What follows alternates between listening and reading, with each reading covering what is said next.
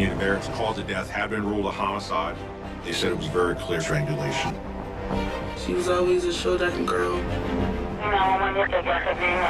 911 call came through. The hotel staff had located another body. It's uncommon to have 2 women killed within a week by asphyxiation. I noticed several cameras facing directly at the room that Ashley was murdered in. We see that the suspect is leaving. He's walking quickly. We need to find out who he is. I want to get this person off the streets immediately.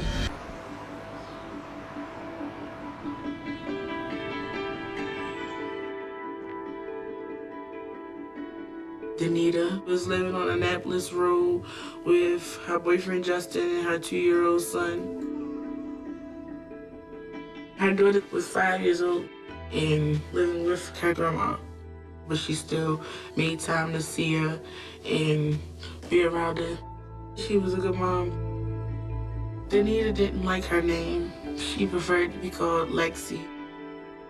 We met 2014, 2015, a year before she had her first daughter, and we just never left each other's side after that. She was like my best friend. She was always a show-ducking girl. We went through like everything together in our teenage years. She was like the realest person you could ever meet. We was planning to see each other.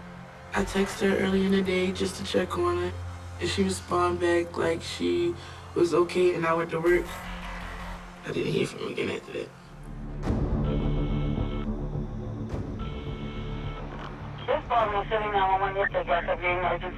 Shortly after midnight on March 22nd of 2021, 911 operators told us that we had a suspicious death at Annapolis Road. An adult female was found unresponsive. Primary officer arrived. The civilians on the sidewalk, the victim's sister, they informed him that the deceased, Miss Barrett, was inside the dwelling.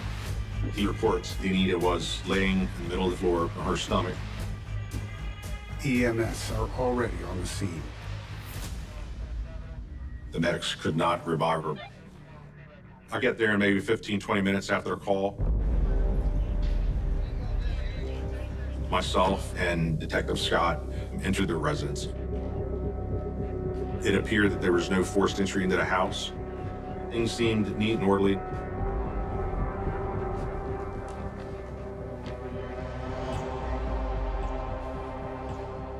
Danita's cell phone was next to her body. And we noticed that there was an unwrapped condom in the room. Medical examiners examined Miss Barrett's body on the floor. The body was in full rigor mortis, so we assumed it had been there probably at least 8 to 12 hours. The medical examiner didn't find any injuries that you could see with the naked eye. It left us a little puzzled as far as the cause of death. Let me know what you find. But I felt in my gut that it wasn't natural. Detective McDonald heads outside to speak to the victim's sister, Diana. What happened here? He informed us that she was brought to the location by Danita's boyfriend, Justin. And he's the one that actually discovered Danita's body. Go on. He told Danita's sister that he had gone over to the house. There were no lights on. He actually tripped over the body. Instead of calling 911, Justin phoned Anita's brother and sister. What? And then they went to the location. After they went in and saw the body, her brother called 911. Justin fled the scene soon after. We were informed Justin had been in a car parked across the street, but prior to our arrival, he left the scene. He just drove off. Danita's sister knew the boyfriend's first name was Justin, and that's all the information she had. Okay. What else can you tell me about Danita? Danita's sister was very candid in telling us that Danita was a prostitute, that she utilized her house there on Annapolis Road as a place to meet her customers. I can only surmise one of two things happened. She was either killed by a customer and/or she was killed by Justin. Danita had only been prostituting for about 6 months, and that she was doing it solely to provide a better life for her and her son. She assured me that the only substance that Danita had ever used was marijuana. Okay. Thank you. McDonald. I got a phone call from the Sandy's office, and they informed me that Danita's cause of death had been ruled a homicide by asphyxiation. They said it was very clear it was strangulation.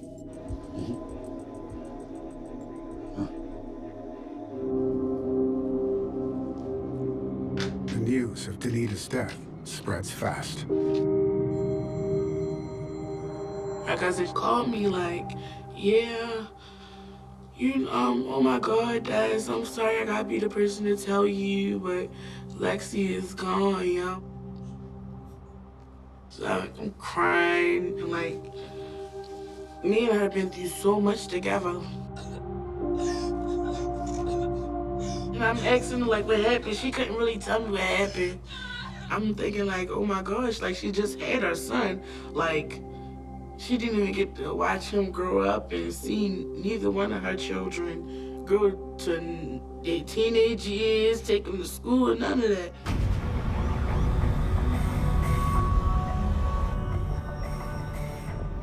Two detectives from my squad did an area canvass, and they spoke to a young lady who lived several doors down from Danita's house. She informed them that approximately a year ago, Danita and her boyfriend had gotten into a loud altercation that ended with hands put on her neck, but they didn't know of a police report and if anything ever became of it. Justin became more of a person of interest, so we had our homicide operations unit start looking for Justin. No more neighbors come forward with information, so investigators look for electronic witnesses. Detectives canvassed the area to find ring cameras or store surveillance cameras. Hopefully we could see someone going in the house, and they also informed me of a CCTV camera, city-owned, at the top of the block of Annapolis Road in front of a firehouse. Danita's house is probably several hundred yards away from this camera. While they wait for access to the CCTV footage, investigators examine the items recovered from Danita's home. Detectives had searched the home and found her cell phone. They had requested a warrant to look through her phone to figure out who she had last been in communication with. Cell phones are a wealth of information, but almost all phones now have passcodes. Believe it or not, it's more common than you would think. People use either their birthday, their kid's birthday. So I used Danita's child's birthday, which actually opened the phone. There were a lot of calls and missed and unanswered text messages. But there was a text conversation in Miss Barrett's phone that was the last message that she had responded to. She had directed somebody who was planning on meeting her to her neighbor's house, to their back door, rather than to her address. I would think she wanted to see who was going to be meeting her before that person knew where she lived. It's a customer she actually wants to date. And then she'd call them over and then utilize the back door of her residence instead of the front door. That way, your neighbors don't see people coming and going in the front of the house. Danita had never responded to any more messages after 1:40. There were a lot of incoming, but she never responded to them. Hey, I've got a time frame. They gave us a time of 1:40 as approximately the time that we believe the assault had occurred. Ran that number through our databases in the department. Yeah. Can you run a number for me?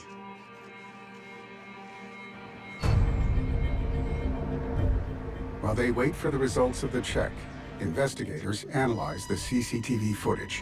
Go to the Annapolis Road camera and start at 1:40.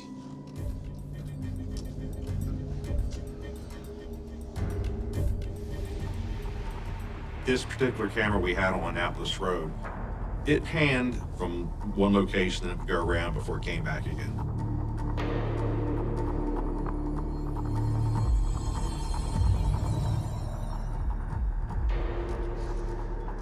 Punch in there. As we were watching the CCTV cameras, as it panned down towards Danita's house, we saw an individual several hundred yards down the street.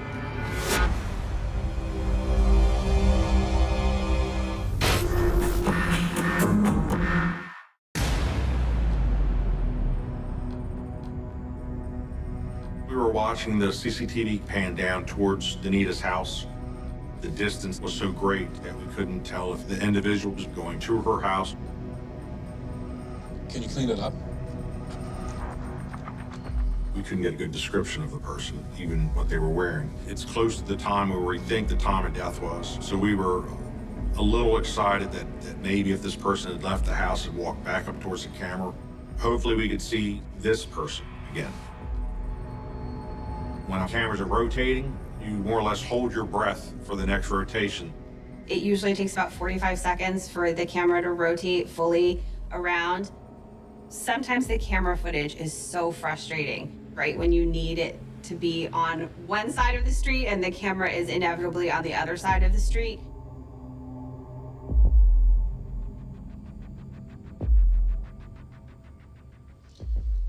They're gone. We never saw him come back out of the house. We assumed it probably was one of the neighbors. Okay, let's keep looking through it. We kind of concentrated on the time between 1:30 and 2:30 down Annapolis Road. We knew she wasn't using the front door for her customers, but we were hoping we'd see something, maybe someone stop out front and then go around the back of the house. My partner noticed a delivery van coming out of an alley.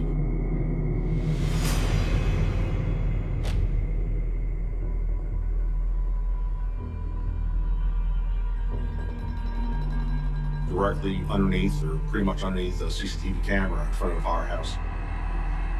That's odd.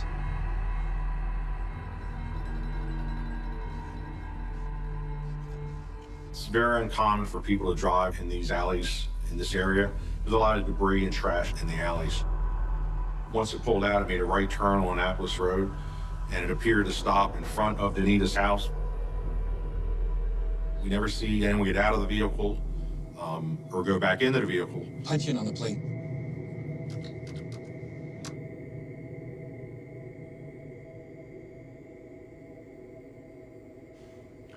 I can't read it. It was parked there for longer than you would expect a delivery truck to be. 10, 15 minutes later, that vehicle leaves from in front of Danita's house, makes a U-turn on Annapolis Road.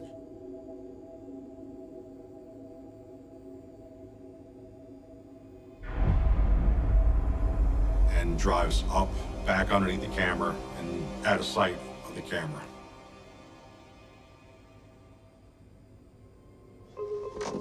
They asked me to subpoena the records from that retail company to see if they could figure out which truck had been in the area at that time and maybe who had been driving it. The company did not have GPS tracking on their van, so we weren't able to determine who had been driving the truck at that time. Once the van pulls away, you're a little disappointed that it didn't capture what you hoped it would have captured. Seeing Danita alive, would have been a great help as far as closing the timeline in, but we never saw her enter or exit the house. The footage from the fire station camera reveals no further leads. There was a camera opposite Danita's house across the street. Play this. It also had some video. Annapolis Road is like 6 lanes across, so it's a good distance across the road. It's not just a smaller street.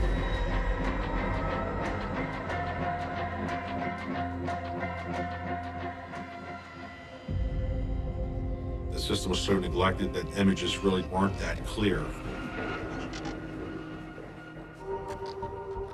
Detective McDonald receives notification of a breakthrough in identifying Danita's boyfriend, Justin.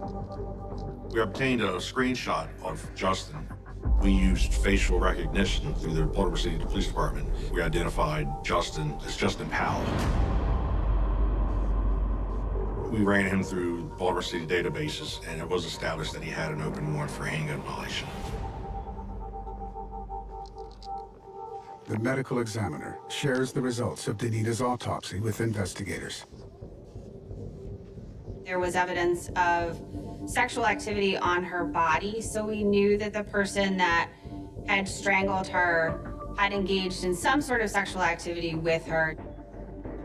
when you have a sexual component to a crime, you do look towards the domestic partner first.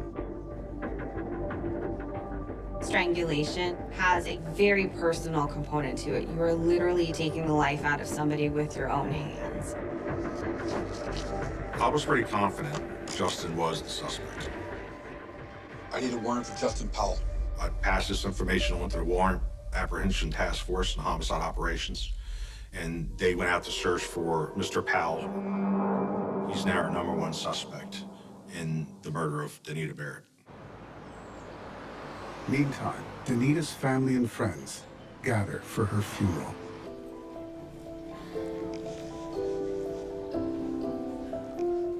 Danita was well known in the neighborhood.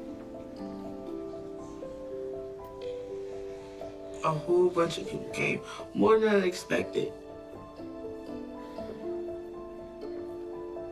When her daughter walked up to her casket, her daughter broke down. It was the saddest thing. It was the saddest thing like you could ever see. Like, she asked, "Is that my mommy?" And then just broke down crying. I just started crying. It was so sad. It was so sad. It was so sad.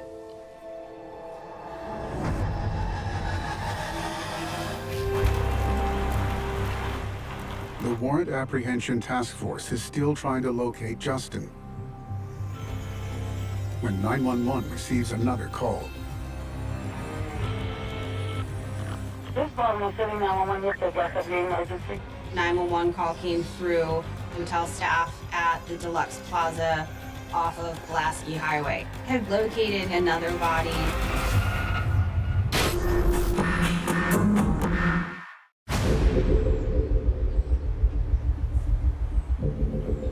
On March 28, 2021, a patrol officer was dispatched to the Deluxe Plaza Motel in Baltimore. The motel staff advised that they went to a guest room who had not checked out on time. They knocked on the door, and after receiving no answer, they used the room key to enter the room. Upon entering the room, they found a deceased female on the ground. The officer notified the homicide unit. We're not sure what we're gonna find when we get there. I get to the room, there's a deceased female laying face down on the ground next to the bed, still wearing clothes. I don't notice any signs of trauma or foul play. There was an empty pill bottle and drug paraphernalia.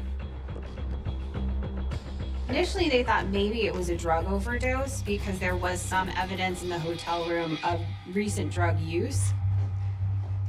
The medical investigator arrives. The victim is rolled over and the body is examined. The victim was strangled and the larynx was broken.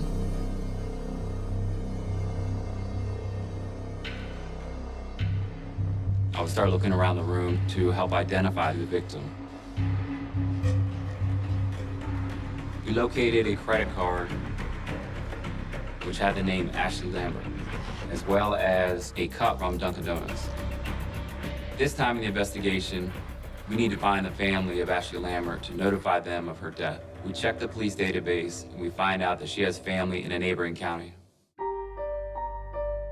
Ashley was at one time my wife, and she is my children's mother. This is why the children came to stay with me and why her sons were with her grandparents. She always hoped to get her own place and for the kids to come back to stay with her. She had tried to get help with rehab. It wasn't successful. It's very hard to kick a habit like that. She was a beautiful, kind-hearted person.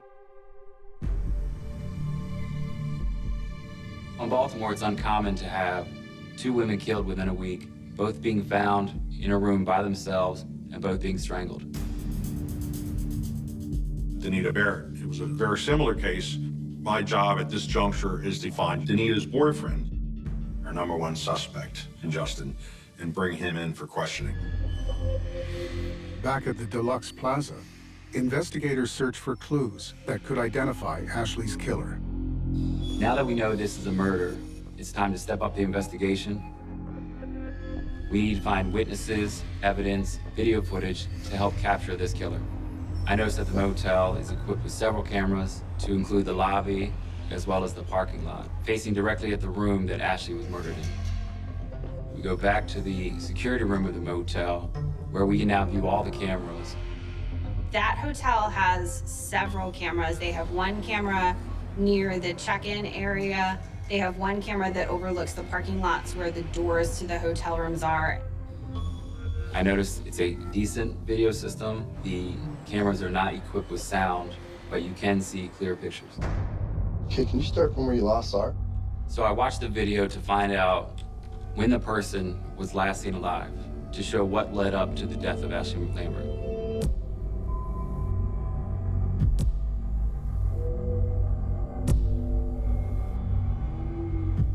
Okay, there she is. You pause it there. At this time, it was 2:03 p.m. on March 27th. Okay, just keep it playing.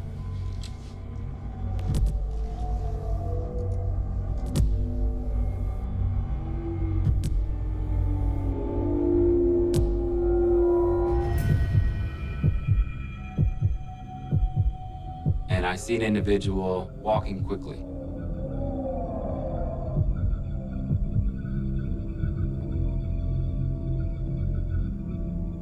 Back it up.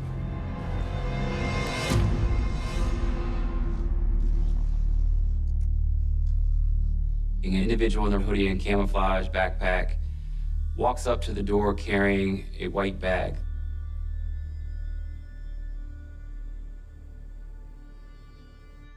Zoom in there. He knocks on the door. Ashley Lambert answers. After a brief conversation, he's led in the room. I continue watching, and the next thing I see is this individual leaving the room approximately 25 minutes later.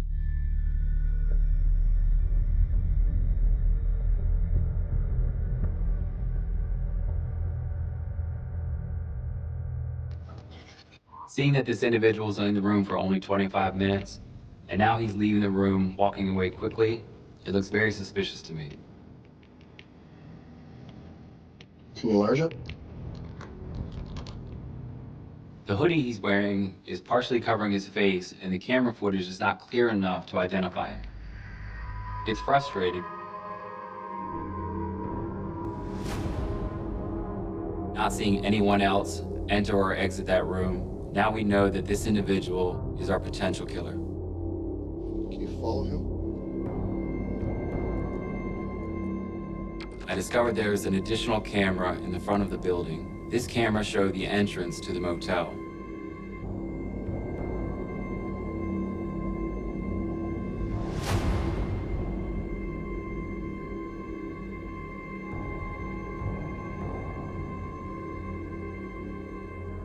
I noticed that he had a red hoodie and he's standing at a vending machine, digging through his backpack.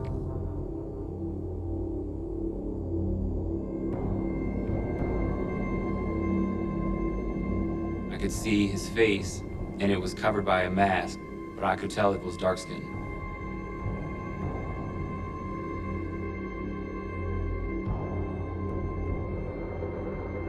And the individual walks eastbound on Pulaski Highway, out of the view of the camera footage. I need a copy of this. Can you bring up the details of who rented the room? She wasn't the one that rented the room. The room had been rented by a male. He had signed the rental paperwork and had rented the room initially for one night. The detectives learned that he extended the room for a second night. The hotel staff provided us the name of the person who rented the room, and his name is Michael. The motel provided information on how he paid for the room, as well as his address and phone number.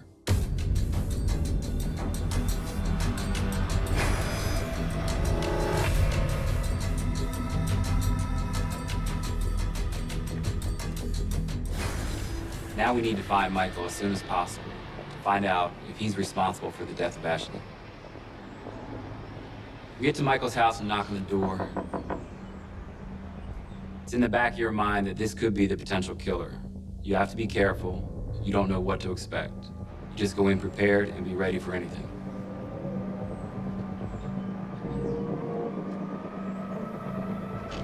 Michael answers. G'day, sir. Can I ask you a couple questions? He did not match the description of the last individual seen leaving the room. Michael comes outside with us, tries to get us away from his house. He seems a bit nervous. At this time, he explains to us that his wife and newborn child are inside the house. He explains that he met Ashley on a dating app. He met her at a hotel because he likes to get high. He rented the room the first night, hung out with Ashley, they partied, and he said he left in the morning. What about the second night? He later came back to the motel, and Ashley asked him if he would rent the motel for one more night because she had no place to stay. Michael paid for the room. Did you go back again? Michael said the last time he saw Ashley was March 27th, the day before Ashley was found murdered. I believed what Michael was telling us.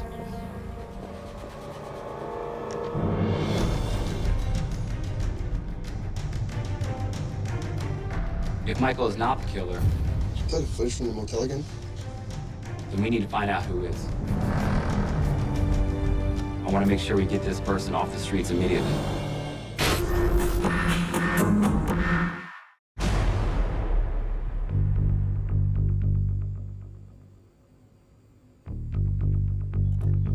At this time, I continue watching the video footage to find more clues. Can you punch in there?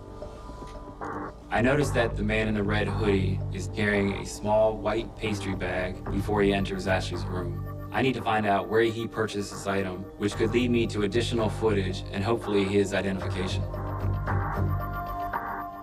I watched the video footage and I saw the direction where he came from before entering Ashley's room. Can you bring up the map? Knowing that this individual in the red hoodie is walking, we wanted to find a location that was within walking distance. And we noticed that there was two locations, a liquor store and a Dunkin' Donuts. They were only a few hundred yards away. Inside of the hotel room, there was a styrofoam coffee cup from Dunkin' Donuts. So they went to the Dunkin' Donuts. I immediately noticed that they had cameras on the outside of the establishment. I asked the manager if we could view the footage. Can you start at 1:30 on the 28th?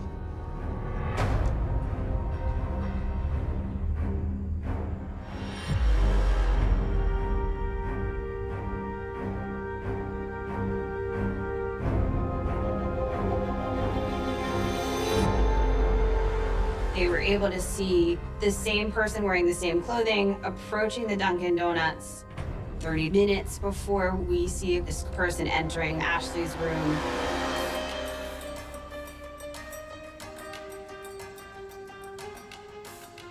Camera footage shows the individual in the red hoodie from before, but it's not clear enough to show his face, and he's still wearing a mask before he entered. Detectives show a picture of the suspect to the restaurant staff. The waitress recalls serving him on the day of Ashley's murder. Did he make that purchase with cash, or did he use a credit card? Because if he used a credit card to pay for this item, we have a better chance of tracking him down. Can you get me those transaction details? Dunkin' Donuts was able to go back into their system and regenerate the receipt that had the credit card information for that purchase. Because of legal reasons, Dunkin' Donuts is not allowed to give us the information about the person who made the purchase. I then had to subpoena the bank in order to get the actual records from the bank to show who that bank account belonged to.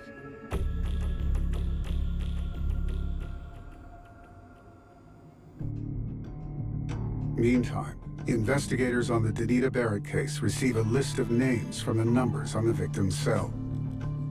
I got a hit on the phone. Detective McDonald learns the name of the last person to text Danita. And it came back with a result, and that result was a gentleman called Christopher Tyson. We ran a background check on him because he wasn't a convicted felon. In this database, there were other run-ins he had with different entities, whether it be law enforcement or school. But he did have a past. I might have a lead. Up to now, investigators have focused on finding Danita's boyfriend, Justin Powell. Now I'm like a 50-50. Could it be Justin? Could it be Christopher Tyson? So I was pretty much split down the middle. It could be either one at this juncture. We established that Christopher Tyson had called police himself for a domestic incident, which he was assaulted. That's what he reported.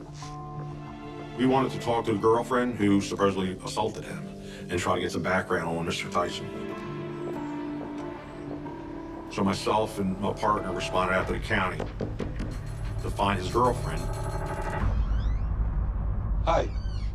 Heard ask you about Christopher Tyson. She was not at home at the time, but we spoke to the girlfriend's mother, who told us where Mr. Tyson worked. Is there anything else you can tell us about it? He worked for a well-known retailer.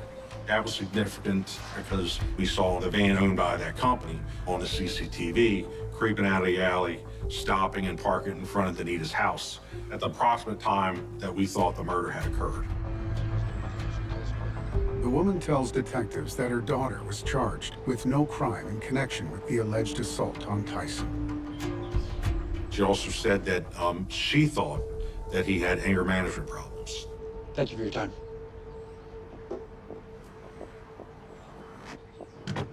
Investigators contact the retailer to find out Tyson's position within the company. Can you tell me what role Christopher Tyson did for you? His management at his place of employment, they said he was not a driver.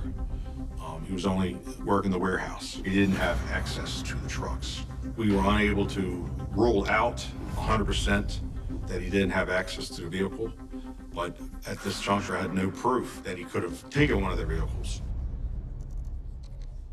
While investigators work out how Christopher Tyson connects to Danita Barrett's murder,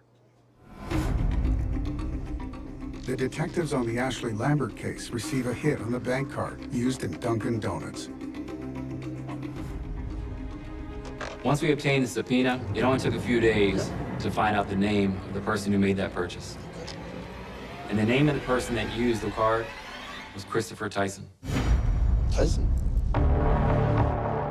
Detective Steve McDonald sits diagonal from me, and I remember saying that, oh, we have the name of Christopher Tyson. He then says, wait. I've got that name on my file. At that juncture, I felt confident that Christopher Tyson had also committed the murder of Danita Barrett. At this point in the investigation, Detective McDonald and I start to work together. Now we need to bring Christopher Tyson in for questioning. We obtain his phone information, and we obtain an order to track his cell phone. Got it. Let's roll. His phone was tracked to 2000 block of Bryant Street.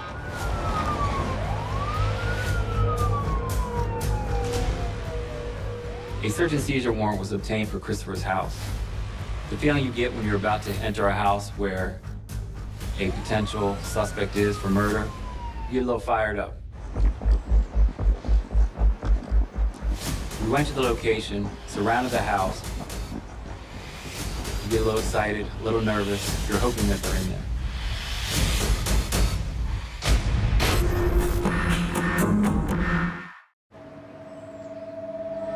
We execute that search and seizure warrant.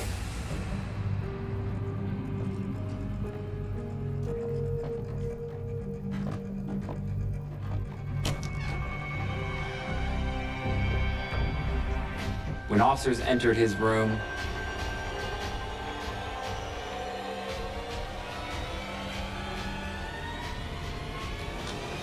Hey! and we locate Christopher Tyson in the second floor front bedroom. He was found hiding under the bed. It's your hands! It's your hands! He was then secured without incident. Fuck! Get out. Your hands behind your back. Get back. He is then brought down to the homicide office for questioning. Let's get out. Let's go. At this time, I conduct the search warrant of Christopher's room. I'm looking for any evidence, anything that will help solve this case. They knew that they were looking for a backpack that had pretty unique patterns on it, and they were looking for a reddish-brown sweatshirt that he may have been wearing.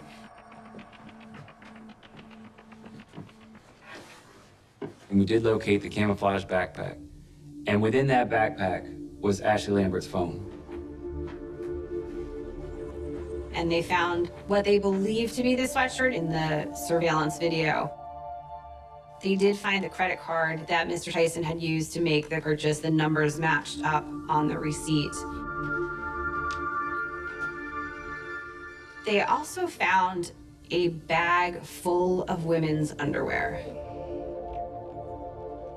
It's not common for a murder suspect to keep items from a murder. They don't want to be connected to the murder at all. But I felt like Christopher Tyson was keeping these items almost as a trophy.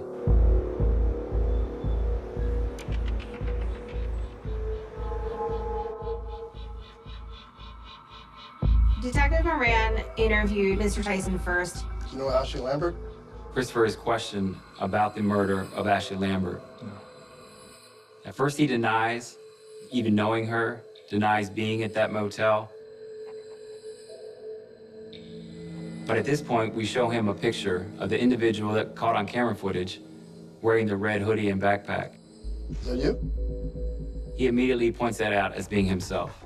As we're presented with more and more evidence, he starts to break. Finally, Christopher tells us that he met Ashley on a dating app. He said when he got to the hotel, Ashley was making fun of him, at which he took offense to.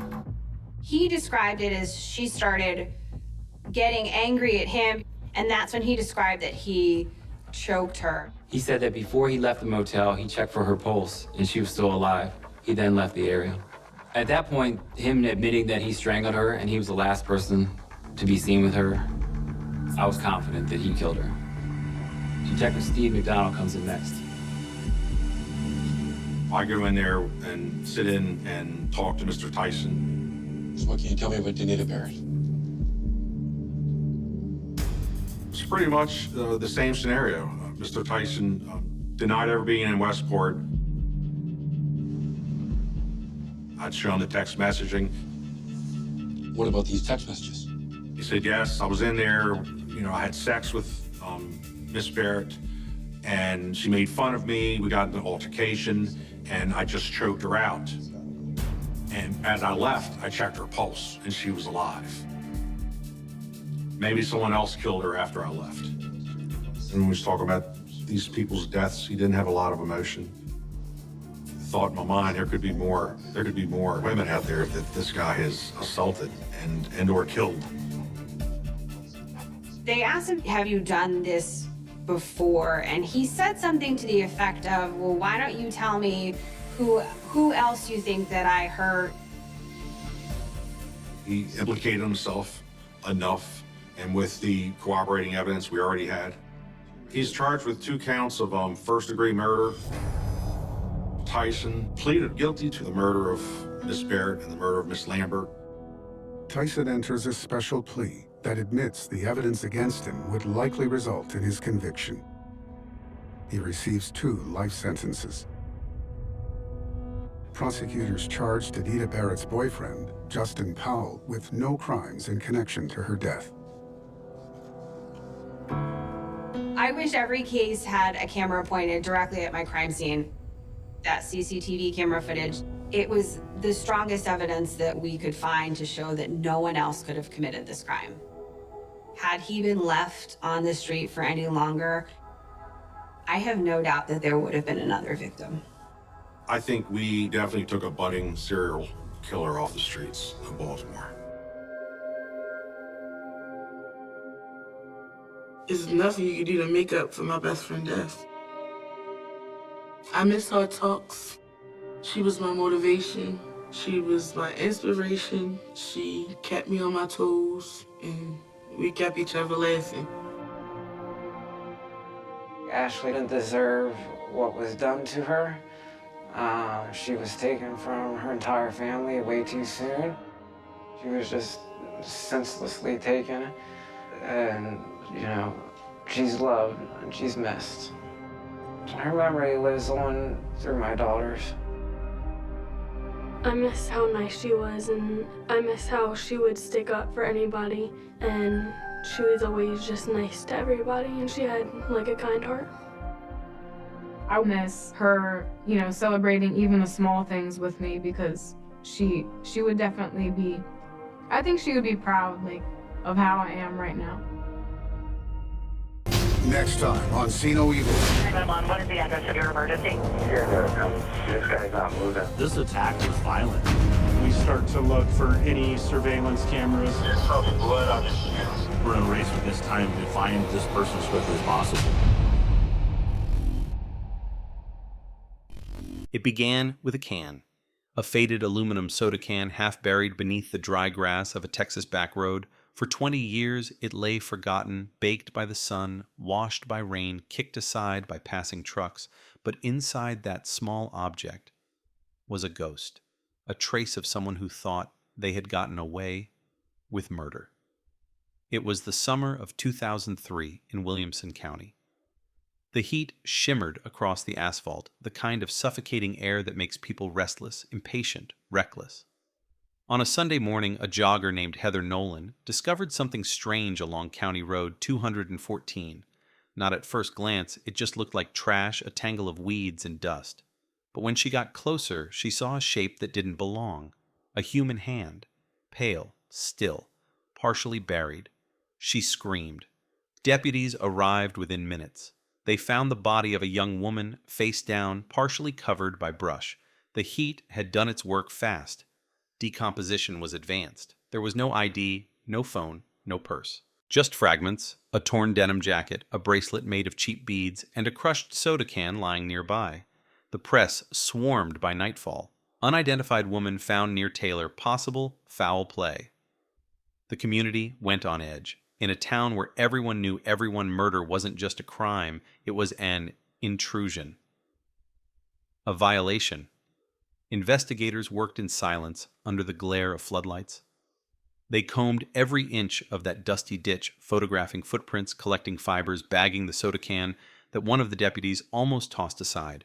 They called her Jane Doe for months. No missing person matched. No family came forward.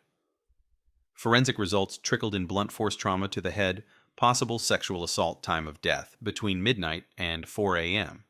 A few local men were questioned, truck drivers, drifters, boyfriends. But the evidence was thin. No fingerprints, no witnesses, no surveillance cameras in 2003 rural Texas. The case froze. Years passed. Files gathered dust in the sheriff's evidence room. The soda can sat sealed, untested, waiting. Then came the shift: DNA. By 2015, the Williamson County Sheriff's Office was under pressure. New leadership, new technology, old ghosts.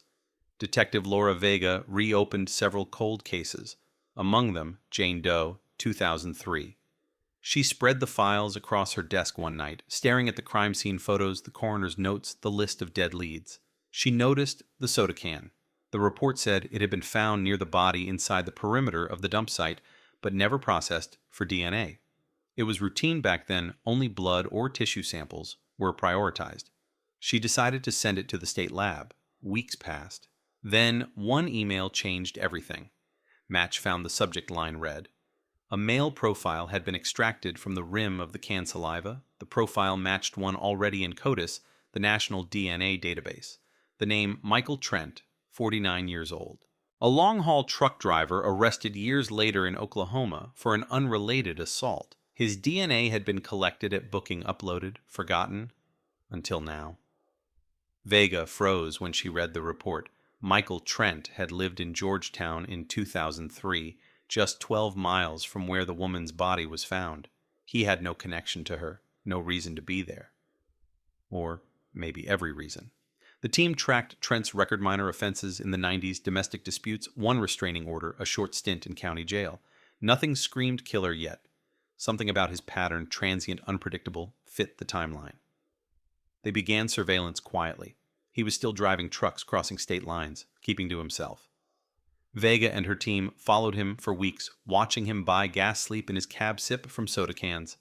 The irony wasn't lost on her. The same habit that had caught him once could catch him again. One night outside a rest stop in Amarillo, they waited. He finished a Coke, flicked the can into a bin. The moment he left, they collected it. DNA confirmed the match. After 20 years, the case that had haunted the county had a suspect. But solving a cold case isn't just science. It's ghosts, memories, and wounds reopened. They needed more. They needed a name for the victim. That search led them back to the bracelet, the string of cheap beads still stored in an evidence bag. A forensic genealogist noticed something odd, a partial print on one of the beads too small to belong to a man's hand. It was faint, incomplete, but it was enough. When cross-referenced against old missing persons databases, they found a near-match Sarah Jennings reported missing in 2003 from Temple, Texas, age 23, the daughter of a local mechanic. Her case had gone cold within weeks, no body, no witnesses, no clues. Her parents had died years later, never knowing what happened. Vega drove to the old Jennings property herself. The house was empty, but a neighbor still lived next door. An elderly woman named Ruth Hanley opened the door eyes wide when she heard Sarah's name. "I remember," Ruth said softly. "She was a sweet girl, loved the color blue, drove a silver Civic. She disappeared after going to a fair that summer. Never came home." Ruth paused. There was a man, a truck driver. Came around a few times, big loud voice. She said he scared her. When Vega showed her the photo of Michael Trent, Ruth went pale. "That's him," she whispered. "That's the one." The sheriff's office moved fast. They arrested Trent at a truck stop near Dallas. He didn't resist, just stared at them, unblinking as they read the charges. He asked one question. "How'd you find me after all this time?" Vega looked him in the eyes. "You left your story on a can." The trial drew national attention. The words "cold case solved after 20 years" ran across every headline. But for those who'd lived through it, the families, the locals, it wasn't closure. It was reopening a wound that had never truly healed. During testimony, forensic experts explained how the soda can had preserved microscopic cells from his saliva, how advances in DNA profiling turned a piece of trash into evidence strong enough to convict. The jury deliberated for just 3 hours. Guilty on all counts. Life sentence. As Trent was led away, Vega stood in the back of the courtroom. Outside, the Texas sun burned bright. The wind carried the hum of cicadas, the same sound that had filled that lonely road in 2003. The reporters swarmed her microphones, thrust forward, asking what cracked the case. She answered quietly, "Patience and a soda can." But what she didn't say, what she couldn't say, was how deeply the case had haunted her. Nights spent staring at the photos, imagining Sarah's last moments, the headlights on that empty road, the sound of gravel underfoot. How close the killer had been to freedom forever? She thought of the jogger who found the body, of Ruth Hanley, who never forgot, of the parents who never knew their daughter had been found. Justice had come too late for them. That's the cruelty of time. It erases faces, blurs voices, but never quite silences them. The file was closed. The evidence logged away. The soda can placed back in storage, no longer trash but testimony. Yet even then, Vega couldn't shake the feeling that there was more to the story, that Trent hadn't chosen Sarah by chance, that somewhere along those endless Texas highways there were other cans, other ghosts waiting to be found. Because every solved case hides another question, every truth uncovers another shadow. And sometimes what looks like closure is just the beginning of something darker, something still out there whispering through the heat. The wind carries secrets. The road remembers. And the can never forget. The courtroom lights dimmed behind her, but the sound never really left. The echo of the gavel, the whisper of papers closing, the dull click of handcuffs locking for the last time. Detective Laura Vega walked out into the blistering Texas heat, each step heavy with the weight of a case that should have been finished. But justice rarely feels clean. It stains, seeps under the skin, lingers in the dark corners of thought. That night, she couldn't sleep. She sat by her kitchen window, the hum of the refrigerator cutting through silence, the file still open on her table. Michael Trent's eyes stared back from the mugshot, unblinking, calm. Not the rage of a killer, but the stillness of someone who knew how to wait. She looked again at the timeline, his routes, his stops, the places he lived. Too many coincidences, too many missing girls along those highways. She began to map them out. Temple, Georgetown, Lubbock, Amarillo, Oklahoma City. 5 points connected by one man's life behind a wheel, and each one had a case file stamped in red unsolved. By dawn, she was back at the station. The night crew looked startled seeing her. Another case detective, one of them, joked. She didn't answer. She went straight to the evidence room, requested Trent's full travel records from 1998 to 2005. The dispatcher hesitated. "That's not part of your jurisdiction anymore." Vega just stared. Within hours, she had what she needed: gas receipts, toll logs, truck stop surveillance, hundreds of tiny traces of movement breadcrumbs of a man who lived between exits. Then, something caught her eye: a missing persons report from 2001 filed in Denton County. A young waitress named Amanda Lee Carter, 22. Last seen leaving her night shift at a roadside diner, no body ever found.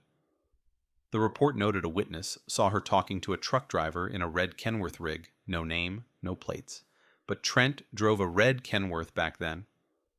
The same one impounded years later during his assault arrest in Oklahoma. Vega's pulse quickened. She called the Denton County Sheriff's Office. They were skeptical, even dismissive. The file was ancient. "You think your guys connected?" the deputy on the line asked. "We all think that about our monsters." Vega replied softly, "Sometimes we're right." 2 days later, she drove north. The road stretched endless sun bleeding into the horizon. The diner was gone now, replaced by a gas station, but the old parking lot was still there, cracked and faded weeds pushing through asphalt. She parked where the report said Amanda's car had been found. The silence felt wrong, like it remembered something. She walked the perimeter, scanning the brush, the drainage ditch, the tree line.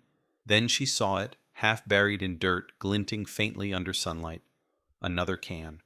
Old, rusted, almost disintegrated, but the logo still visible, Dr. Pepper. Her stomach turned. It might mean nothing. Or everything. She sent it to the lab under a new case number. No expectations, no promises. Weeks went by. Then came that same message, match found. The saliva profile on the rim belonged to Michael Trent, again. Vega's breath hitched. 2 cans, 2 victims, 2 decades apart. This wasn't coincidence. This was signature. She reopened the Denton case officially. Her captain protested. "Vega, you're chasing ghosts." She didn't argue, because ghosts don't disappear until they're heard. She drove to Oklahoma, next Trent's old routes.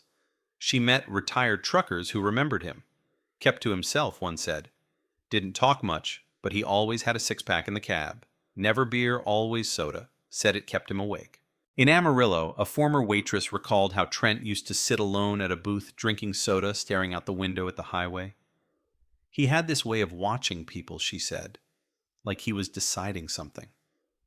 Vega showed her a photo of Amanda. The woman went pale. "I served her that night," she whispered. "She left around 1. He left 10 minutes later." The pattern grew clearer. Lonely towns, isolated stops, missing women no one remembered. Vega started building the profile. A man who used familiarity as camouflage, who offered rides, smiles, soda cans. Always soda cans. The forensic team confirmed residues of different brands linked to multiple dump sites. Trent had left his trace not out of carelessness, but ritual, as if each can mark a memory. The FBI got involved next. They called it the Soda Trail, a catchy name for a horror stitched across state lines. Vega didn't like it. It made it sound like a story, not a graveyard. But media attention was unavoidable. Old cases flooded in, families calling, hoping, fearing. Her phone rang day and night. She reviewed missing women, comparing timelines with Trent's routes. Dozens overlapped. But without bodies, there was only speculation. Then came a call from a sheriff in Oklahoma City. Construction workers had uncovered bones near an abandoned rest area during a highway expansion. The coroner confirmed female mid-20s, estimated time of death between 2000 and 2004.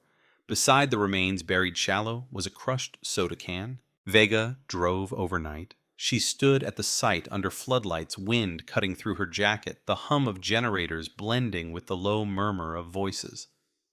The soil smelled of rain and rust. She looked down at the open ground, the shape of a life reduced to evidence tags. One officer muttered, "He did this to more than we'll ever know."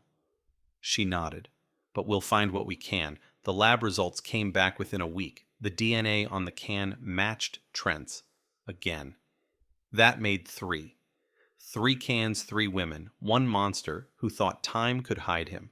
Prosecutors debated reopening multiple indictments, but Vega wasn't after court victories anymore. She wanted names, stories. She spent nights in motels along the same roads Trent had traveled, tracing his footsteps, sitting in empty diners, watching headlights blur past the windows. She imagined the sound of laughter, the offer of a drink, the sudden silence that followed. The ghost of Amanda, the whisper of Sarah, the nameless third, they haunted every mile. At home, her walls became a collage map, strings, photographs, soda logos pinned in a web of connections. Colleagues whispered she was obsessed. They weren't wrong. She barely ate, barely slept. She started dreaming of aluminum, of the sound a can makes when crushed, echoing endlessly. But obsession is what cracks cold cases. One evening, reviewing Trent's truck maintenance receipts, she noticed something small in 2002. He replaced the interior lining of his cab. Twice. No explanation. She tracked down the mechanic shop that did the work, a dusty garage outside Waco. The old mechanic still remembered. Yeah, big guy. Paid cash. Said he spilled something, wanted it redone quick. Vega asked what kind of spill. The man frowned, didn't say, but he was nervous, real nervous. The shop still had one of the removed panels stored in a back shed, forgotten under a tarp. Vega sent it for analysis. Weeks later, the report landed on her desk. Blood traces, female DNA, unidentified. She felt her hands tremble. This wasn't just another clue. It was proof of violence, proof of others. The analysts worked to extract more from the degraded sample, hoping to match it with other missing persons. Then the unexpected happened. A partial match surfaced through a genealogical database. The blood was related to a missing woman from 2002 named Lydia Cruz, last seen leaving a bus stop outside Austin. Her family was still alive. Vega called them. The mother's voice shook when she heard the detective's name. You found something of hers. Vega hesitated. Not her. But we found what he left behind. That night, the detective sat again by her window. Outside, thunder rolled across the Texas plains. She thought about the can, the blood, the faces she'd never met. Justice had found one name, but behind it were dozens of shadows still waiting. She opened the file again. 3 soda cans, 4 states, countless miles. Somewhere out there, more evidence slept beneath dirt metal and time. She whispered to herself, the road remembers. Then she picked up her phone, called her captain, and said the words that would define the next years of her life. We're not done. He's not a one-time killer. He's a pattern. And I'm going to prove it. By morning, Vega's words had already reached the state office.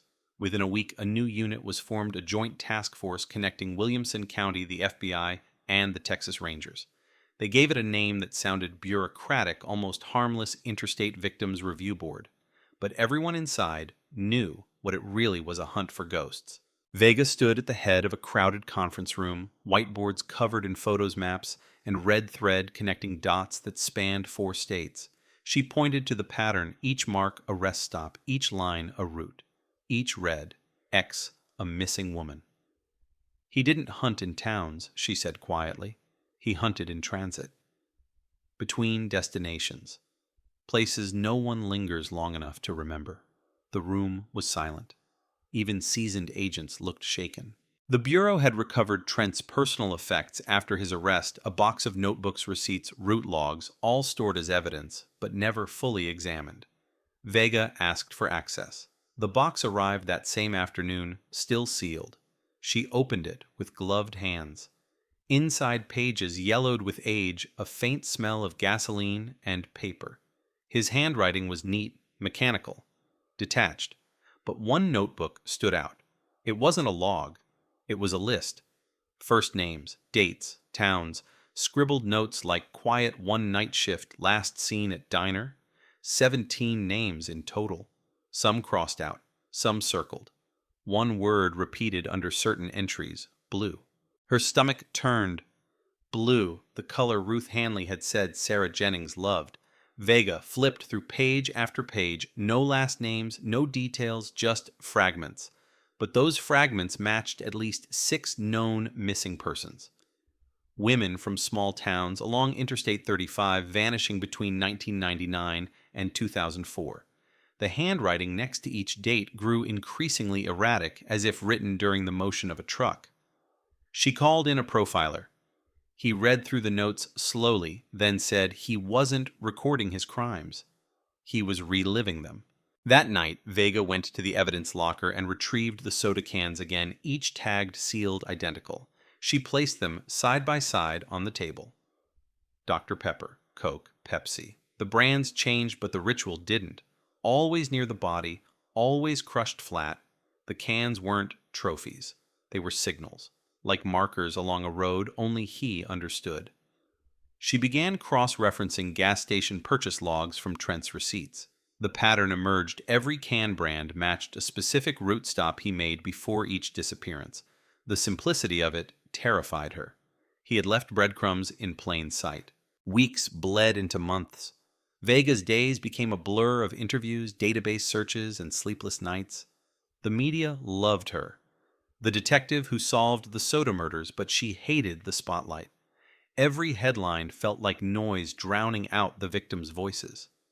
Her desk was littered with photos of women, their smiles frozen in time, Amanda Lydia Sarah and others still unnamed. One face haunted her most, a girl no older than 20 dark hair freckles. She wasn't in any database. She came from a photograph found among Trent's belongings, tucked inside the notebook like a pressed leaf. On the back, written in his handwriting, were 3 words. The last one. Vega sent the photo for digital enhancement. The technician adjusted the contrast, brought out the background, a rest stop vending machine, a neon sign reading Exit 243. She traced it to a station outside Wichita Falls, long abandoned. By morning, she was on the road. The air was heavy electric with an approaching storm. The rest stop stood in ruins, shattered glass graffiti weeds curling through cracks. She walked slowly, flashlight cutting through dust. There, near a collapsed bench, she saw a small mound of earth, disturbed not long ago. She froze. The local sheriff's team excavated the site within hours. What they found confirmed everything. A shallow grave, human remains. Beside them, as always, a soda can Coca-Cola, this time uncrushed, pristine, as if deliberately placed. The lab report came back: fast female, age 19 to 25, cause of death undetermined, no matches in missing persons. The can carried DNA Trent's, again. But there was something else this time, another DNA profile mixed in. Not the victim's. Unknown male. Younger. Vega stared at the results. Could he have had an accomplice? Or had someone else been there after the fact? The thought gnawed at her. Serial killers didn't share, yet this signature, this ritual, it felt almost imitated, as if someone had continued it. The task force doubled efforts. They scoured truck logs post-2004 after Trent's routes officially ended. A few irregularities appeared. Deliveries logged under his ID even after he'd left the company. False entries. Someone had used his credentials. Vega tracked the digital traces. They led to a small freight company in Oklahoma City. She and 2 agents drove up unannounced. The manager, a wiry man named Douglas Pierce, looked uneasy when they mentioned Trent. Yeah, I knew him. Drove for us back in the day. Quiet guy. Had a kid, I think. Boy from his first marriage. Don't remember the name. Vega's eyes narrowed. He had a son? Pierce nodded. Yeah. Came by once, maybe 17, 18 years old. Looked just like him. Just like... That night, Vega sat in her motel room, the rain slamming against the window. She pulled Trent's prison intake file. Under next of kin, one name, Evan Trent, born 1986. No current address, no criminal record, nothing. She searched the name through state databases. It popped up once a speeding ticket from 2006 in Oklahoma. The car registered to a motel off Highway 81, the same stretch where the last body had been found. Her pulse quickened. She contacted the motel owner, an elderly man who remembered too much. Yeah, that kid stayed here. Real polite. Paid cash. Drove a white pickup. Always had those soda cans with him. Used to leave them out front like some kind of habit. Vega's breath caught. When was that? He rubbed his chin. About 2005, maybe 2006. After the old man went to prison, I think. She didn't sleep that night. She opened Trent's notebook again. The last page, the one labeled "The Last One," had a faint indentation beneath the ink, as if someone had pressed another note on top and torn it away. She shaded it with pencil. Words emerged slowly, jagged. He'll finish what I started. Her blood ran cold. The next morning, Vega met with the bureau chief. There's another one, she said simply. A copycat. No, she replied. A legacy. They reopened the database, searching for recent disappearances along the same routes from 2006 onward. Within hours, one stood out. Emily Dawson, 27, vanished in 2008, traveling from Austin to Kansas. Her car was found abandoned at a rest stop near Oklahoma City, inside an unopened can of Pepsi. Vega's hands shook as she held the report. She remembered the look in Michael Trent's eyes when she'd arrested him, cold, certain as if he knew something she didn't. Maybe he did. Maybe he'd passed his ritual on to someone who watched, who learned, who admired him. The story she thought was over had just opened another chapter. That evening, she drove to the prison. She hadn't planned to. She just needed to see him. The guard hesitated, but let her through. Michael Trent looked older, thinner, but his stare hadn't changed. She sat across from him, the plastic barrier between them gleaming under fluorescent light. "You had a son," she began. Silence. "Evan. Where is he?" A faint smile tugged at his lips. "You found the can," he said softly. "Good. He'll be proud." Vega leaned forward, voice trembling. "Did he kill Emily Dawson?" Trent didn't blink. He learned from the best. Then, almost gently, he added, "You can't stop him. He's on the road." The line went dead as the guard signaled time. Vega walked out, her heart pounding. The rain had stopped, but the sky stayed dark. Back in her car, she stared at her reflection in the mirror. The same question echoed again and again in her mind. How do you stop a killer raised in the shadow of another? The road stretched endlessly ahead of her, the hum of trucks in the distance. Somewhere out there, another can was waiting to be found. Another secret, ready to surface. The case that began with one soda can had become something else entirely, an inheritance of horror, a family of silence, and steel. And Vega knew she wouldn't rest until she found the son, because in Texas, the past never stays buried. It just keeps driving. The hum of the engine was the only sound breaking through the endless dark. Vega had been driving for hours, following the old interstate routes Michael Trent once ruled. The headlights cut thin lines through the fog as she replayed his words over and over. He'll be proud. The idea of a son inheriting the ritual made her stomach turn. She had spent years piecing together the psychology of one killer, but now she was dealing with something worse, someone raised in the shadow of murder, molded by silence, sharpened by obsession. She gripped the wheel tighter as rain began to fall, fat drops tapping against the windshield like slow, deliberate knocks. She reached the Oklahoma-Texas border just after midnight. The rest stop loomed out of the fog, a row of empty trucks, a single flickering light above the vending machines. Vega parked at the far end, engine idling. She stepped out, raincoat pulled tight, scanning the asphalt for any sign of movement. It was the same kind of place where Sarah Jennings had died 20 years earlier, the same eerie quiet, the same low hum of electricity from a nearby transformer. She walked slowly toward the vending machines, their glass doors, fogged lights buzzing weakly. Then she saw it on the ground, perfectly centered between the machines. A soda can, unopened, clean, untouched by rain. The brand was familiar, Dr. Pepper. Her pulse spiked. She crouched, careful not to disturb it. On the rim, faint smudges, fingerprints, maybe, maybe not. The can wasn't old. The expiration date printed near the base read only a few months prior. She stepped back and called it in. Within 30 minutes, the task force arrived, lights flashing in the dark. They cordoned off the area, collected the can, photographed every angle. Vega stood back, arms crossed, watching the scene unfold. She felt the old chill she'd thought she'd left behind. The kind that meant something terrible had already happened. 2 days later, the lab called. The DNA on the can didn't belong to Michael Trent, it belonged to Evan Trent. The match was clean. Vega exhaled sharply. Relief and dread intertwined. They had him, but not yet, because the can wasn't just evidence, it was bait. Next to it, under the vending machine, they found something else. A folded paper dry despite the rain.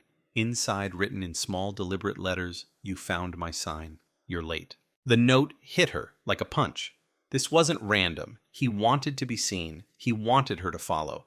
Evan Trent wasn't hiding. He was performing. The task force traced surveillance footage from nearby gas stations. One clip, time-stamped 40 minutes before Vega's arrival, showed a man walking to the vending machines. Tall, lean cap, pulled low, wearing a denim jacket. He glanced at the camera once, smiled, then walked out of frame. Vega froze the image on her monitor. The resemblance was unmistakable. His father's eyes, the same calm, cold focus, but younger, sharper. She stared at the photo for a long time. The profiler leaned over her shoulder. "He's challenging you," he said quietly. "He grew up idolizing his father's control. Now he wants to prove he's better." The next 48 hours blurred into motion. Every agency on the route was alerted. The FBI circulated Evan's image. Local news picked up the story, "The killer's son on the run." Vega hated the phrase. It turned horror into spectacle. But it didn't matter. Evan was watching the headlines. She knew he was, because 2 days later, another note arrived, mailed directly to the Williamson County Sheriff's Office, addressed in neat handwriting, "Detective Vega, the road never ends. Come find me." Inside the envelope was a Polaroid, a woman bound sitting in the passenger seat of a truck, her face half hidden, terrified, a can of Pepsi placed beside her. The photo was dated last week. Vega slammed her hand against the desk. The room went silent. She looked around at her team. "He's copying the ritual," she said, voice tight, "but he's turning it into theater. He wants to make it personal." She ordered immediate trace of the photo paper, the postmark, the fibers. The lab confirmed the postmark came from a small town in North Texas Bowie. Vega didn't wait. Within hours, she was on the road again, sirens off, heart pounding. The town was small, quiet, the kind of place where nothing ever happened. She met with the local sheriff, an old friend named Dawson. They combed through truck stops, motels, diners, any place with cameras or witnesses. At a gas station off Highway 287, a clerk remembered something. Guy came in real polite, bought a soda and duct tape. Paid cash, had a girl with him. She looked nervous, Vega's stomach twisted. "What kind of truck?" The clerk hesitated. "White pickup, no plates on the front." They checked every lot in the area. Nothing. But in the early hours of the next morning, a highway patrol unit reported an abandoned truck fitting that description 20 miles north. Vega drove there, fast gravel, spitting under her tires. The truck was parked near a field, doors unlocked. Inside, the smell hit her first stale air gasoline sweat. On the dashboard sat an empty soda can, crushed flat. No blood, no body, no sign of struggle. Just a message scrawled in black marker across the can's surface, almost. She felt her knees weaken. The killer wasn't running from her. He was leading her. Each step calculated, each clue placed like a breadcrumb. Back at headquarters, analysts traced the handwriting. It matched the note from before. Evan was moving fast, too fast. She studied his profile, his history. Born 1986, raised by a mother who left when he was 9. After that, he lived with Michael full-time, following him on hauls, sleeping in the cab, learning the road before he learned right from wrong. No stable address, no schooling, just highways and silence. When his father was arrested, Evan disappeared completely. No social security used, no credit, no job records. It was as if he'd erased himself. Until now. Vega looked at his photo again. "He's not trying to escape," she murmured. "He's trying to complete a story his father never finished." Then came the second Polaroid, delivered directly to the station's front desk. This time, the woman was gone. The truck seat was empty. A can of Pepsi sat upright in her place. Written across the photo in the same handwriting, "Do you see now?" Vega felt a tremor in her chest. She knew what it meant. He wasn't just copying the crimes, he was rewriting them. His father's victims were taken in silence. Evan wanted an audience. The profiler confirmed it. "He's turning the investigation into dialogue. You're the other half of it." She didn't sleep that night. Rain hammered the windows again, same rhythm as before. She pored over maps, circled the routes, looked for patterns in his movements. He was tracing his father's old path in reverse from Oklahoma, down to Texas rest stop by rest stop, can by can, like a pilgrimage. The next logical stop was near Gainesville, where the elder Trent had often refueled. She sent a team ahead, set up surveillance disguised cameras, inside vending machines, drone coverage on the highway. At 2:37 a.m., they caught him. Not in person, not yet, but on video. Evan Trent stepped out of a truck hood up holding a soda can. He placed it neatly on the curb, looked straight into the hidden camera, and said just one word: closer. Then he smiled and vanished back into the dark. Vega froze the footage, staring at his expression. There was no panic, no rush, only calm precision, just like his father. But this wasn't imitation anymore. This was continuation. A new chapter in the same story written 20 years apart. As dawn broke over the highway, Vega stood alone beside the vending machine, staring at the can he left behind. She could feel the hum of trucks passing, the vibration in the pavement. Somewhere ahead, another rest stop waited, another can ready to appear. She whispered to herself, "He wants me to chase him, so I will." Then she turned to her team. "We follow the road, every mile, every stop, until he runs out of places to hide."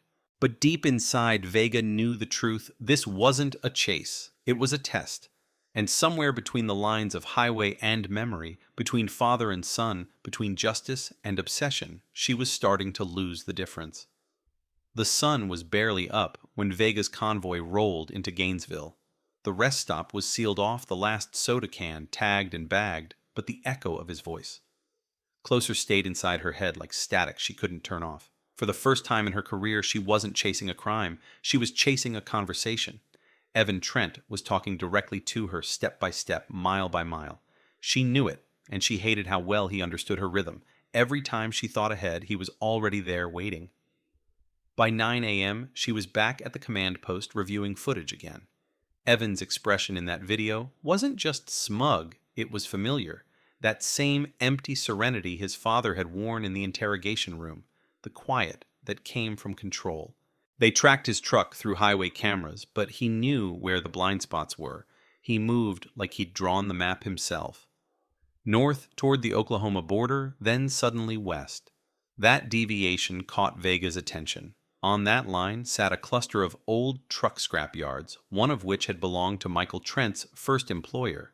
She remembered the name from an old report, Big Sky Salvage.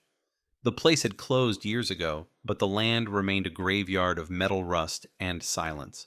She arrived just before dusk, the air thick with heat and the smell of oil. The yard stretched for acres, stacked with decaying rigs, broken cabs, shattered windshields, reflecting the fading light like 1,000 dead eyes.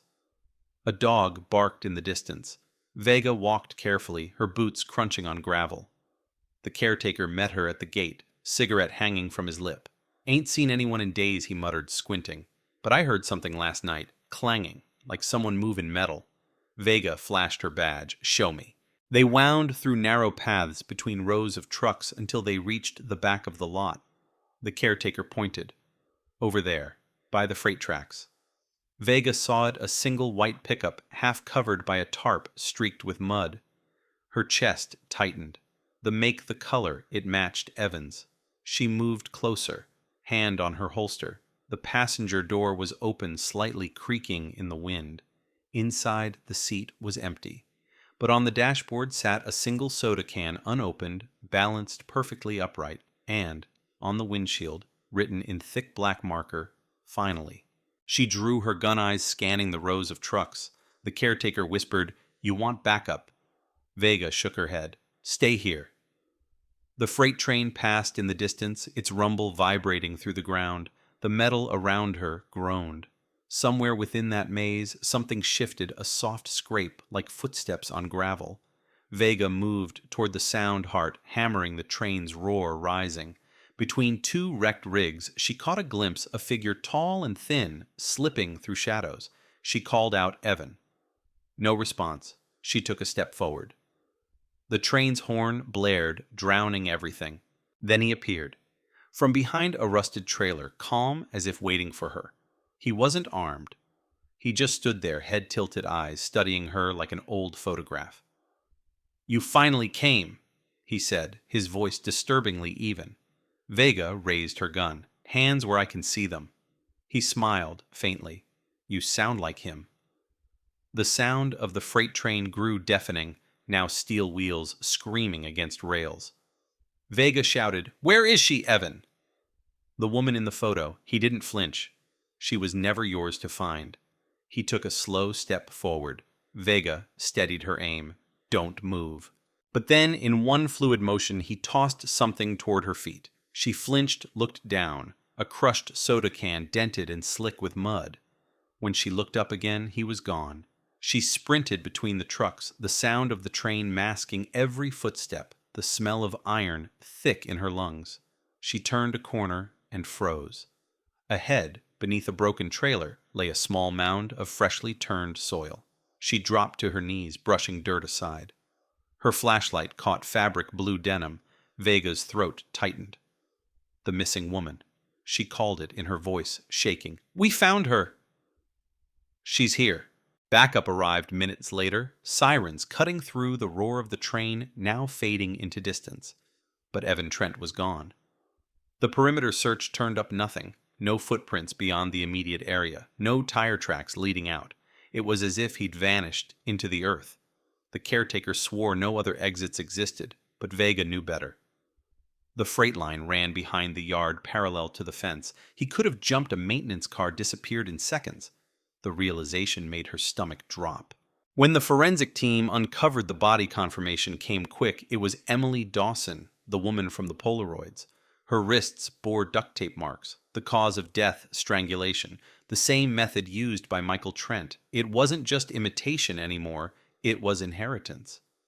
And in her right hand, clenched tight even in death, they found something strange. A torn scrap of paperwork smeared but legible enough to read, "He's watching."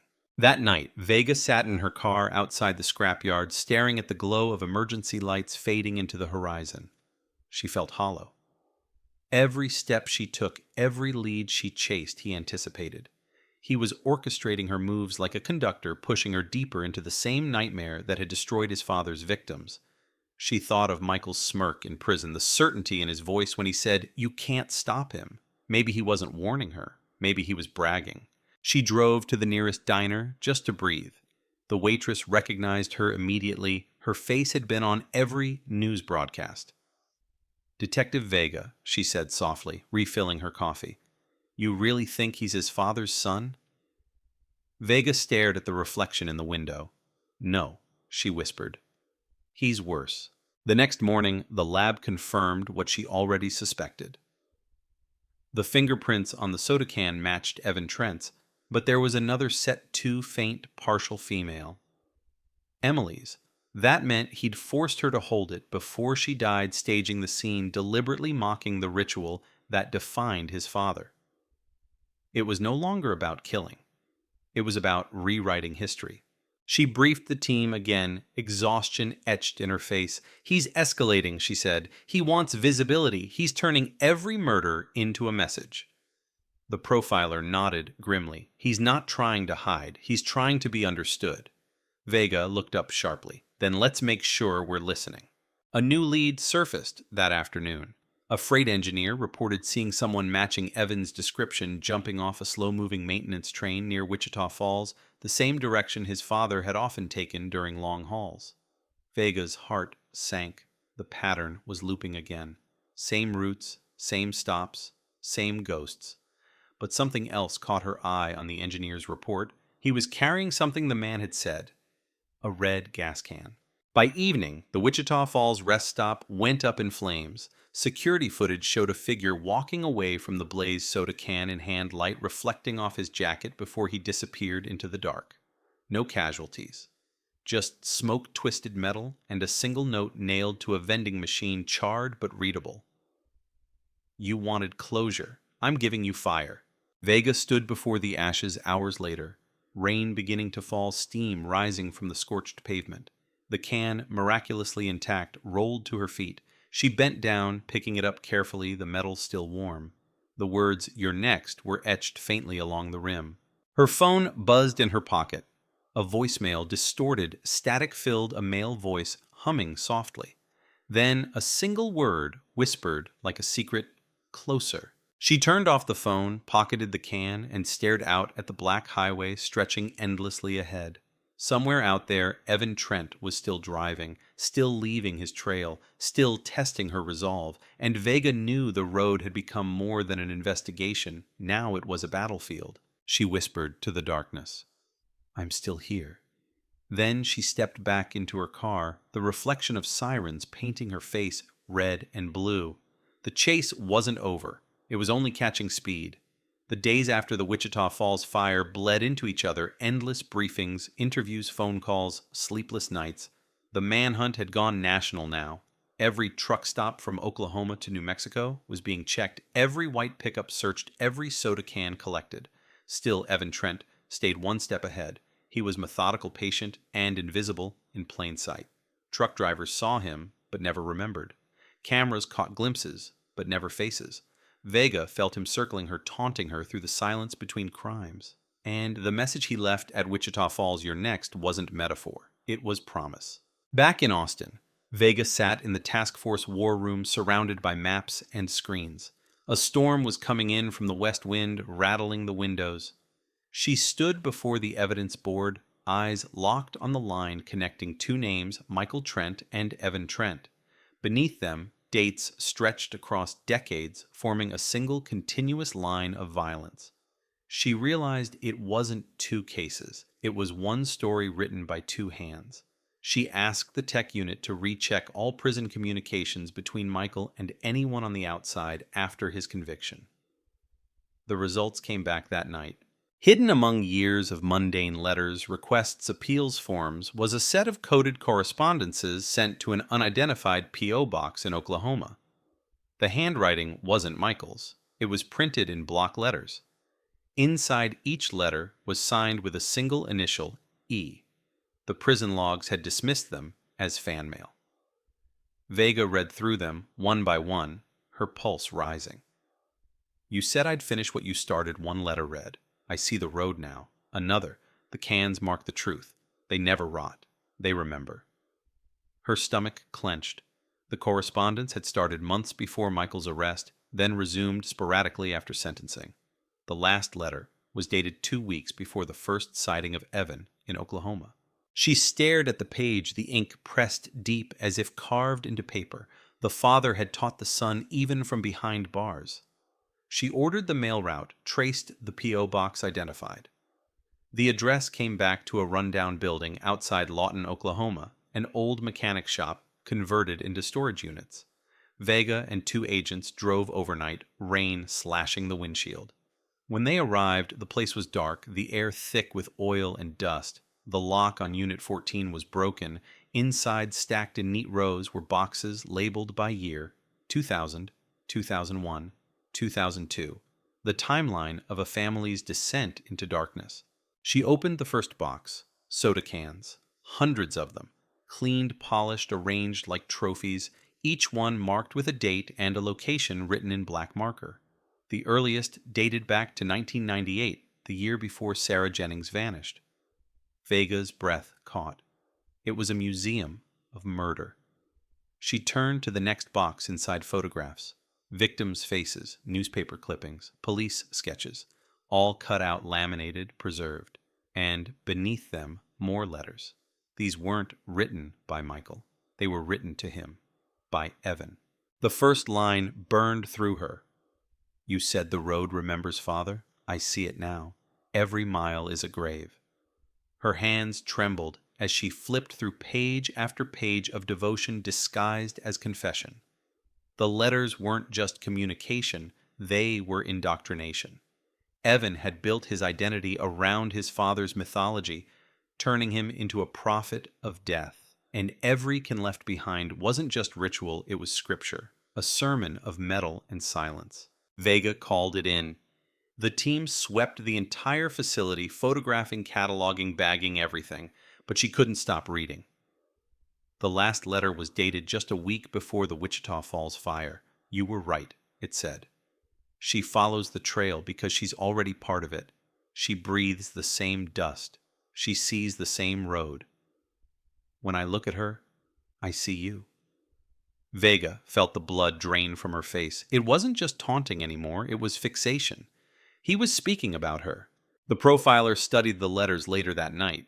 He's merging identities, he said quietly. His father's memory, your pursuit, his own crimes, it's all one organism now. He doesn't distinguish between justice and guilt. He's creating balance. He wants you to feel what they felt trapped in his pattern. Vega stared at the board at the endless stretch of highways marked in red. Then we stop him before the pattern repeats. But the next call shattered that resolve. A highway patrol unit had found another body female, mid-30s, dumped outside Amarillo near a disused truckway station. The killer had left no message. This time, no note, no can, only a single Polaroid pinned to her jacket, showing Vega herself taken from a distance at a crime scene days earlier. She froze when she saw it. The angle, the lighting it, was deliberate. He'd been there, watching, waiting. The coroner confirmed the cause of death, blunt force trauma, the same method used in the early 2000s cases. The ritual had gone full circle. Vega's control began to slip. She stopped going home. She lived at the station, eating from vending machines, sleeping under fluorescent lights. Every sound outside made her look over her shoulder. The profiler warned her, he's forcing you to inhabit his world. Don't let him. But she already had. The line between hunter and hunted was gone. A week later, the warden at Huntsville Prison called. Michael Trent had been found dead in his cell. No struggle. No suicide note. Just a small aluminum fragment clenched in his hand, the tab of a soda can. The death was ruled suicide, but Vega knew better. Somehow Evan had reached him. Whether through letters, messages, or sheer will, the connection had ended where it began, with aluminum and silence. She attended the autopsy. The coroner removed the tab from Michael's hand and placed it in an evidence tray. Under the microscope, Vega saw faint scratches along its edge, engraved letters almost invisible to the eye. She squinted, heart racing. 2 words. He's free. That same night, the security team at the prison gate reported a disturbance. A truck parked just outside the perimeter fence, engine idling, lights off. By the time officers reached it, the vehicle was gone. But on the ground near the gate sat a single soda can, uncrushed, unopened, glistening with condensation in the Texas heat. Vega didn't sleep after that. She knew the chase wasn't about closure anymore. It was about inheritance. The father had died to free the son killed to continue the father. The road was their language, and now somehow she had become part of it. 2 days later, a package arrived at her office. No return address.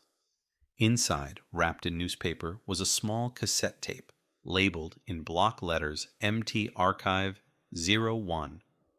The handwriting was unmistakable, Michael Trent's. Vega hesitated, then slid the tape into a recorder. Static hissed, followed by a slow, gravelly voice. If you're listening, you've met him. He's mine. And now, so are you. The tape continued fragments of rambling half-prayers, half-instructions. Coordinates, coded phrases, strange symbols. Vega wrote them down, heart pounding. When she decoded the numbers, they pointed to one place. The same scrapyard where she'd found Emily Dawson. The message ended with a whisper. He'll finish what I started. In fire. Vega slammed her palm against the table. Fire. The Wichita blaze. The next one would be worse. She called the team immediately. He's planning something big, she said. Something public. The tech analyst began cross-referencing coordinates. The final location appeared on screen: Dallas County Fairgrounds, scheduled to host a truck expo that weekend. Thousands of people, hundreds of rigs, and vending machines at every entrance. Vega stared at the screen, the hum of the air conditioner masking the silence that followed. He's going to finish it there, she whispered. The fathers passed, the son's stage. As night fell, Vega stood outside the fairground fence, watching the lights flicker in the distance. Somewhere inside, Evan was already moving, waiting for her, the circle almost complete. She took a deep breath and whispered to herself, "This ends now."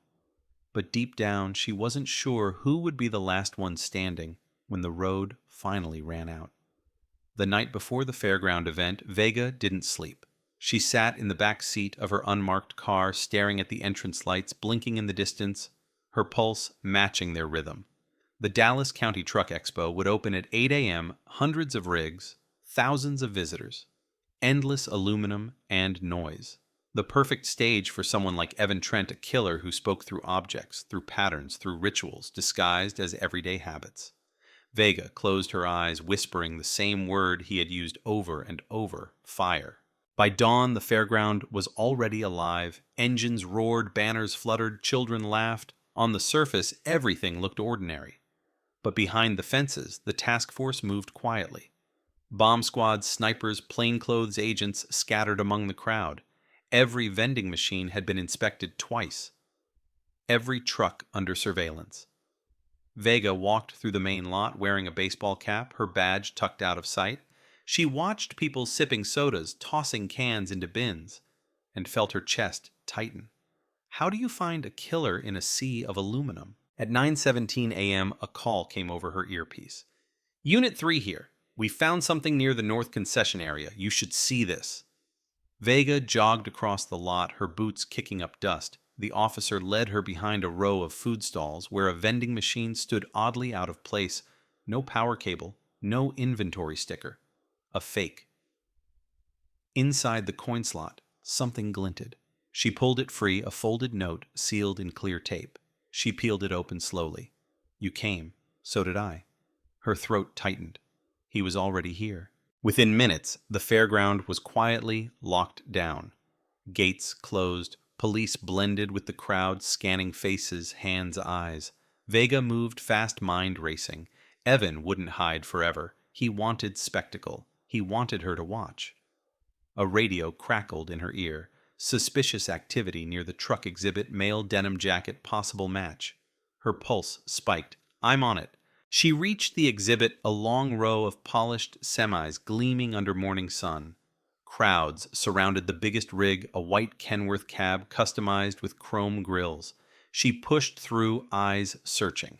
Then she saw him, standing by the cab door, one hand resting casually on the mirror, the other holding a soda can, unopened. He was smiling at a reporter pretending to be part of the show. Vega drew closer, her voice low into the mic. Target confirmed. Engage quietly. She stepped behind a nearby truck, watching. Evan lifted the can, pretending to sip, then set it down on the hood, fingers tapping a rhythm, metallic, deliberate. She recognized it instantly. Morse code. Vega's training kicked in. She counted the beats, T-H-E-R-E. Then 3 more taps. B-O-M-B. Her stomach turned cold. She shouted into the radio, evacuate. Now bomb threat confirmed. But before she could move, Evan looked straight at her. Their eyes locked across the lot. For a heartbeat, everything stilled. The crowd noise faded. The sunlight dimmed the world, narrowing to that single stare. Then he smiled wider, lifted the can, and threw it under the truck. Vega ran. She shoved through the crowd, screaming for people to move. The explosion hit seconds later, deafening, blinding, a shockwave ripping through the metal. The Kenworth shattered glass raining down. She hit the ground hard, ears ringing, dust and screams filling the air. Flames erupted from the wreckage. Somewhere within the chaos, sirens wailed. She pushed herself up, blood streaking her arm. Evan, she yelled, scanning the smoke. Through the blur, she saw a figure walking calmly away from the fire silhouette framed by orange light. He turned once, holding up another can like a torch, then disappeared into the chaos. Vega stumbled after him, lungs burning, but the crowd swallowed him whole. By noon, the fairground was cordoned off, dozens injured, 2 dead. News helicopters circled overhead, broadcasting the inferno. Reporters shouted questions, microphones reaching through the barriers. Vega ignored them all. She stood at the edge of the blast zone, her face streaked with ash, the taste of metal thick in her mouth. Bomb technicians combed through debris, pulling fragments of soda cans from the wreckage, dozens of them. Some wired with detonators, others empty decoys distractions. He'd planted them everywhere. The can had become his weapon, his symbol, his legacy. Hours later, the bomb unit chief approached, holding a single can retrieved intact from beneath the wreckage. This one didn't detonate, he said. There's writing inside the tab. Vega examined it, scratched into the metal, faint but legible. We're not done. Her heart sank. He hadn't meant to kill her. Not yet. The explosion was a message, another conversation in the language of fire and fear. She returned to the command tent, head-pounding adrenaline fading into exhaustion. The profiler was waiting. He's escalating, he said quietly. You humiliated him by finding Emily Dawson, by surviving the scrapyard. This is his answer. He's rewriting his father's legacy in flames. Vega sat down heavily, staring at the flickering monitors showing footage from the blast site. Among the chaos, one frame caught her attention. A camera across the lot had captured Evan seconds before the explosion. He wasn't alone. A young woman stood beside him, face obscured by a cap carrying a duffel bag. Vega froze. The image zoomed in. Blonde hair, thin frame, early 20s. The same woman seen with him at a motel weeks ago, the presumed hostage. She wasn't bound, she wasn't struggling, she was smiling. Vega felt her chest tighten. He's not alone, she whispered. He's teaching someone. The profiler looked at her. He's building a successor. The realization hit hard. It explained the coordination, the complexity of the traps. This wasn't just one man chasing a legacy, it was a movement being born from one. Vega stood voice steady despite the tremor in her hands. He's creating his own road. We cut it off now. That night, the FBI raided a motel 30 miles outside Dallas based on a tip from a trucker who reported seeing a white pickup. Inside, they found traces of melted aluminum residue from explosives and a wall covered in maps' roots highlighted in red ink stretching across half the country. In the center of the wall, one photograph taped alone, Laura Vega, taken from a distance grainy but unmistakable. Below it, written in Evan's hand, she follows because she believes she's free. She's not. Vega stared at the photo in silence. The air felt thick, almost electric. She could feel the circle closing around her. Every mile, every message was pulling her deeper into his labyrinth. The profiler broke the silence. He's going to reach out again. He needs you to see the next move. Vega nodded. Then we wait for him to talk. But the message didn't come through email or mail this time. It came through sound. The next morning, the evidence lab technician handed her a flash drive found inside the motel room safe. Vega plugged it in and the screen flickered to life. A short video file. Static at first, then a camera adjusting focus. Evan's face appeared close calm, lit only by the glow of dashboard lights. The camera panned, showing the blonde woman beside him, still smiling, holding a soda can like a trophy. Evan leaned closer to the lens. You survived? He said softly. Good. You're part of it now. The next road is already open. He looked at the woman. Tell her. The woman leaned in voice trembling but deliberate. We're heading home. Then the feed cut to black. The GPS metadata embedded in the video placed their location somewhere near Lubbock, back where Michael Trent's first confirmed murder had happened. Vega's blood ran cold. The father's first kill, the son's last stage. The road had come full circle. She grabbed her badge, her gun, and whispered into the radio, "Mobilize everyone." He's going back to where it started. The drive to Lubbock stretched like an open wound. Vega hadn't spoken in hours, eyes fixed on the horizon as the sky grew darker by the minute. A storm was forming low and heavy, rolling across the plains like a wall of bruised steel. Lightning cracked in the distance, illuminating the highway signs, each one a reminder of the road that had started everything. Michael Trent's first confirmed route, his first murder, his first soda can. The circle was closing, and she could feel it tightening around her chest with every mile. The GPS pinged intermittently, guiding her toward a desolate stretch just outside town. One dot flashing red, an old roadside diner, long abandoned, its neon sign half dead, but still flickering the word eats. She pulled up just as thunder rolled overhead. The place looked frozen in time, peeling paint-broken windows, chairs overturned inside. Her flashlight beam cut through the dust, swirling at the entrance. Then she saw it. A white pickup truck, parked in the Shadow's engine, still warm. She whispered into her radio, target vehicle confirmed. proceeding on foot. Her team was 20 minutes behind. She couldn't wait. Every instinct told her the woman in the video was in there, or worse. Vega stepped inside gun-drawn shoes, crunching over shattered glass. The air smelled of rust and rain. The silence was too clean, too arranged. A soda machine stood against the far wall, ancient but intact. A single can of Coke sat in the tray, condensation fresh. Vega approached slowly, gun-steady breath, shallow. Then a voice broke the silence. "You took your time." She turned. Evan Trent stood behind the counter, calm, unarmed, wearing a denim jacket soaked through from the rain. Beside him, the blonde woman from the video sat in a booth, her hands folded neatly in front of her eyes, vacant. Vega aimed straight at his chest. "Hands where I can see them." He smiled faintly. "You never listen, do you? Just like him." She took a cautious step closer. "Let her go." "She's free," he said softly. "Freer than you'll ever be." The woman turned her head slightly, her eyes glassy, almost hypnotized. Vega saw something metallic, glinting at her wrist duct tape residue, faint bruises. Not a willing accomplice, not anymore. "What did you do to her?" Vega demanded. Evan tilted his head. "I showed her the truth. Same thing my father tried to show me, that we're all just passengers pretending to drive." Lightning flashed outside, throwing jagged light across his face. Vega's pulse thudded in her ears. "Where's the bomb?" she asked. He laughed softly, shaking his head. "Always looking for what explodes. You never see what decays." He gestured toward the table. On it lay a small metal box, smooth sealed, humming faintly. Vega froze. "Step away from it!" she shouted. He didn't move. "You think this ends with fire?" "It ends with memory.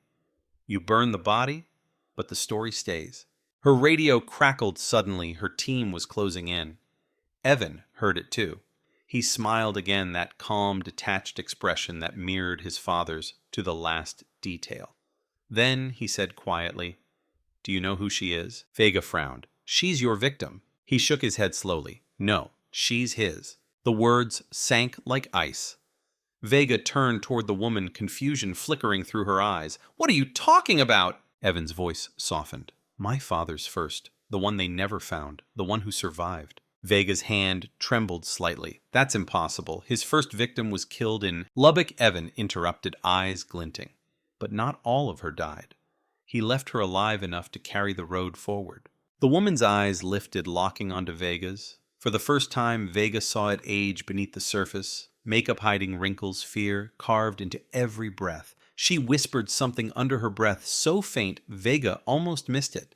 "He raised me." Evan stepped closer. "He raised her. Just like he raised me. The road raised all of us." The realization struck like lightning. The woman wasn't a hostage. She was another survivor, one broken remade, reshaped by Michael Trent's twisted version of family. The notes, the letters, the maps. It wasn't only father and son. It was lineage. Vega steadied her aim. "You're done, Evan. It ends here." He smiled faintly. "No, it begins with you." He reached for the box. Vega fired. The sound tore through the diner, echoing into the storm. Evan stumbled back, a dark bloom spreading across his chest. He fell against the counter, gasping, blood pooling fast. The box slipped from his hand, clattering to the floor. Vega rushed forward, kicking it aside. No explosion. Just silence. The woman flinched, covering her ears. Vega holstered her gun, moving toward her carefully. "You're safe," she said, voice trembling. "It's over." But the woman shook her head slowly. "You don't understand. It's never over. He made sure of that." Vega turned. Evan was still breathing barely. She crouched beside him. "Where's the rest of the explosives?" He coughed, smiling through the blood. "There aren't any. The road doesn't need bombs. It just needs believers." His eyes glazed. "Check the cans." "Watkins," Vega hissed. He chuckled weakly. "Everywhere." Then his body went still. Rain began pounding harder against the roof. Vega exhaled, heart racing, scanning the room.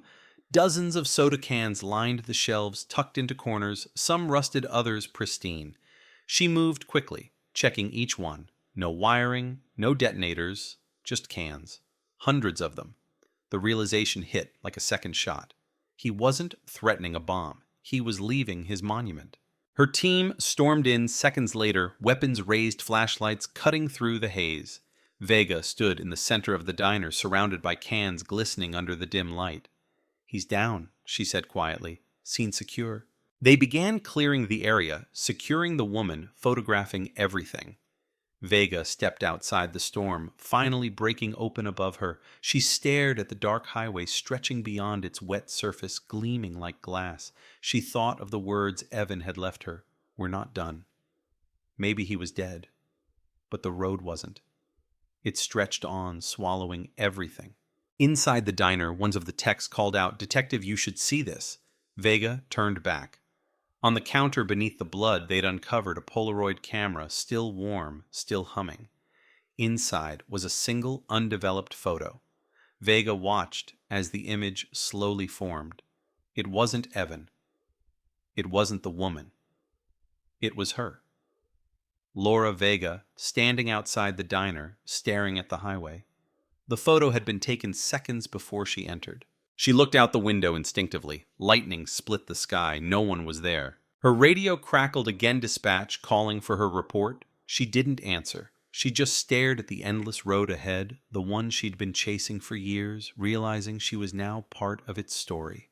The cans, the fire, the silence, all of it had led here.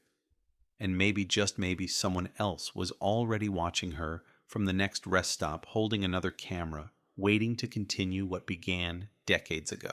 Vega whispered to herself, almost like a prayer, "The road never ends."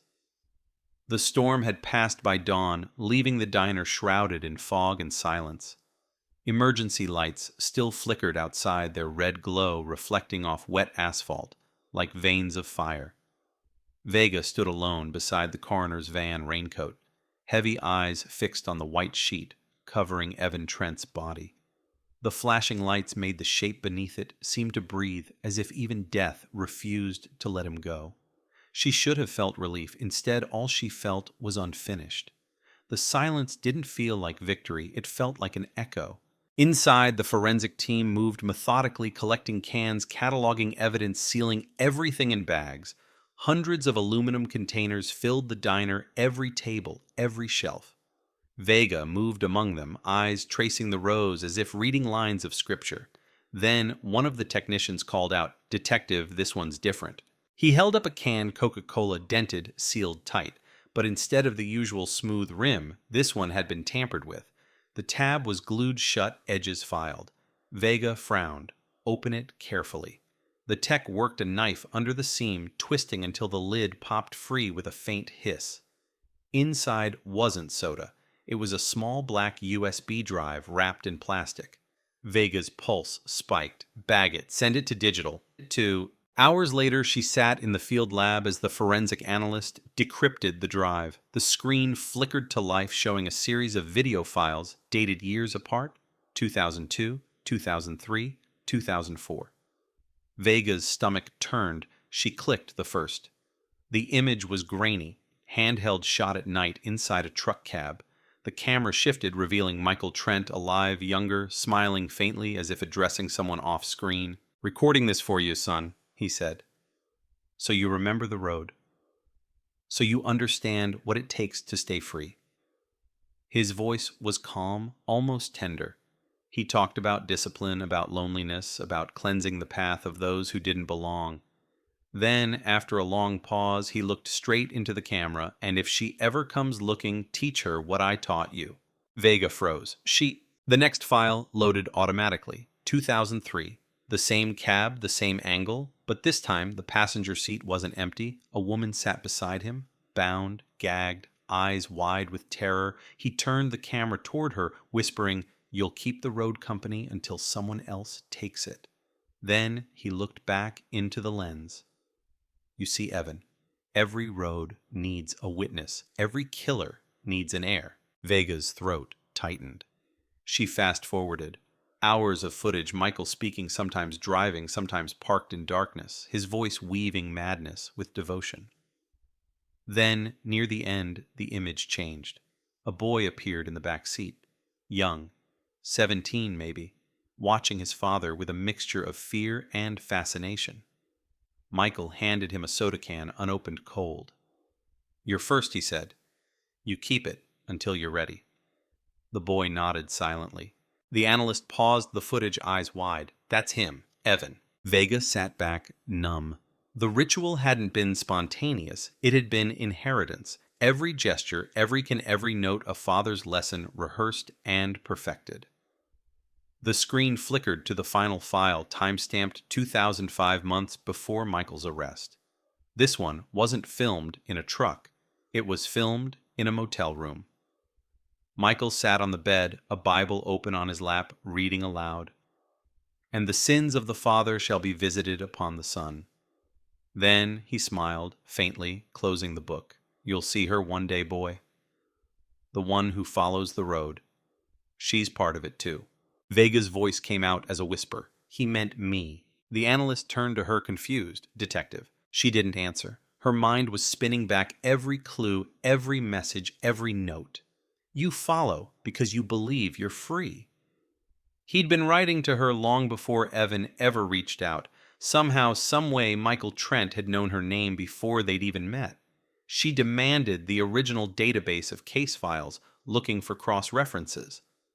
And there it was, Laura Vega, listed as a rookie patrol officer assisting the first investigation into Sarah Jennings's disappearance in 2003. She'd been 23, fresh out of academy. Her name had been on one of the earliest police reports visible, archived, public. Michael Trent had read it and chosen her. The realization hit like an earthquake.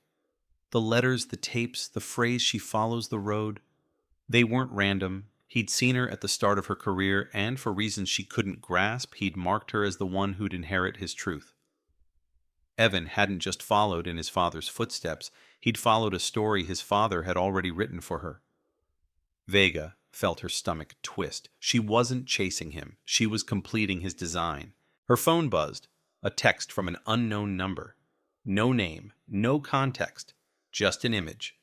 A photo of the USB can sitting on her desk, taken minutes ago from inside the field lab. The timestamp was current. She turned sharply, eyes scanning the room. Empty except for the hum of monitors. "Who has access to this feed?" she demanded.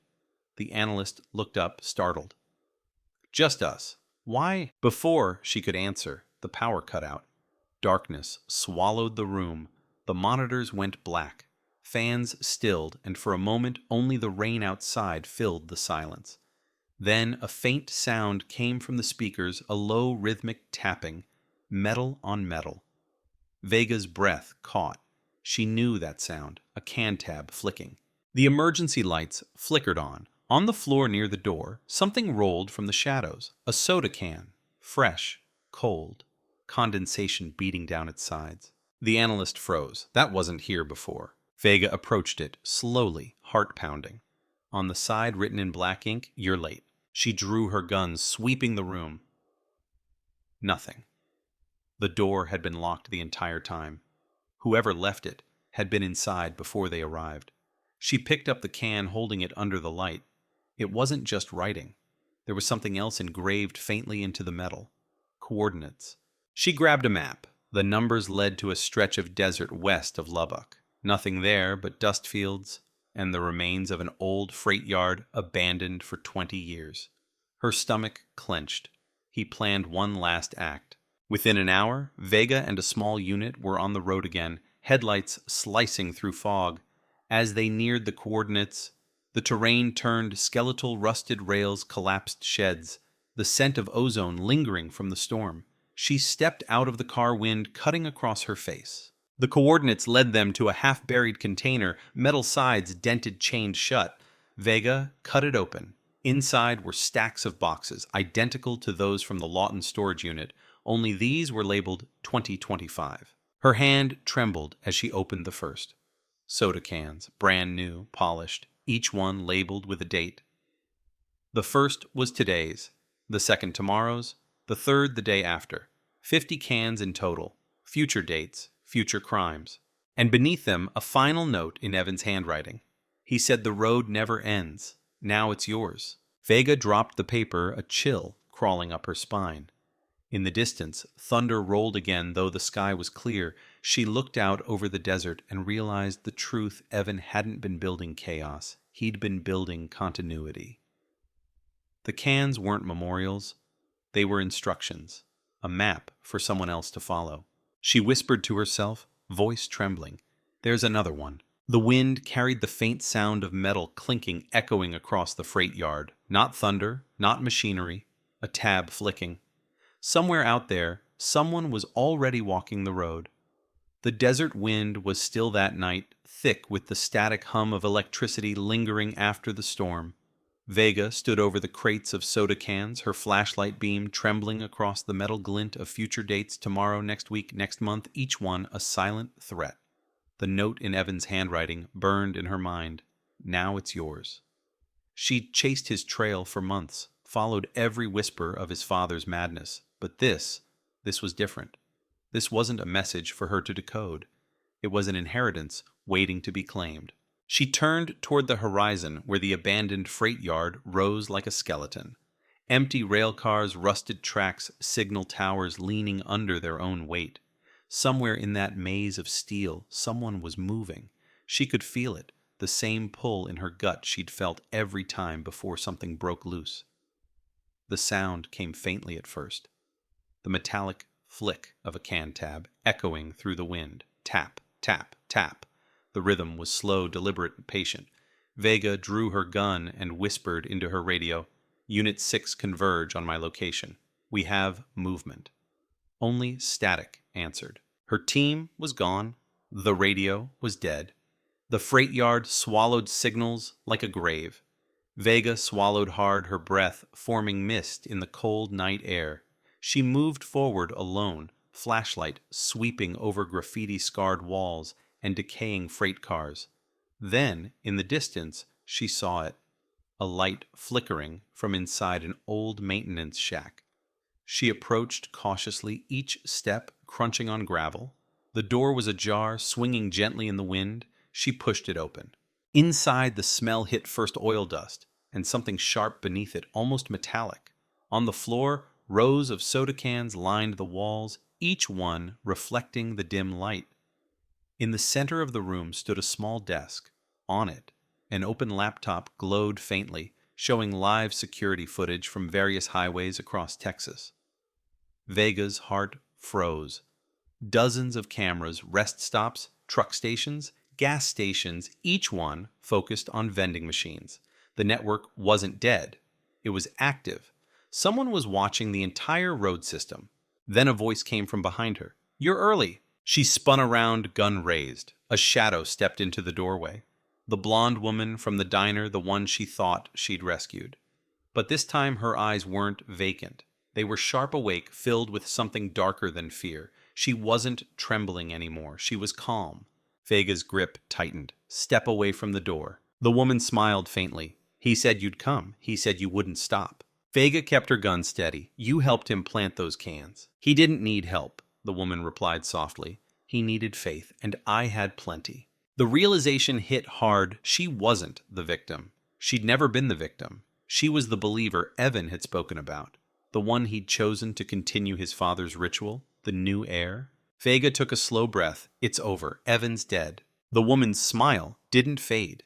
"You don't kill an idea by killing a man. You, of all people, should know that." Lightning flashed outside, illuminating her face. Her hands were empty, relaxed.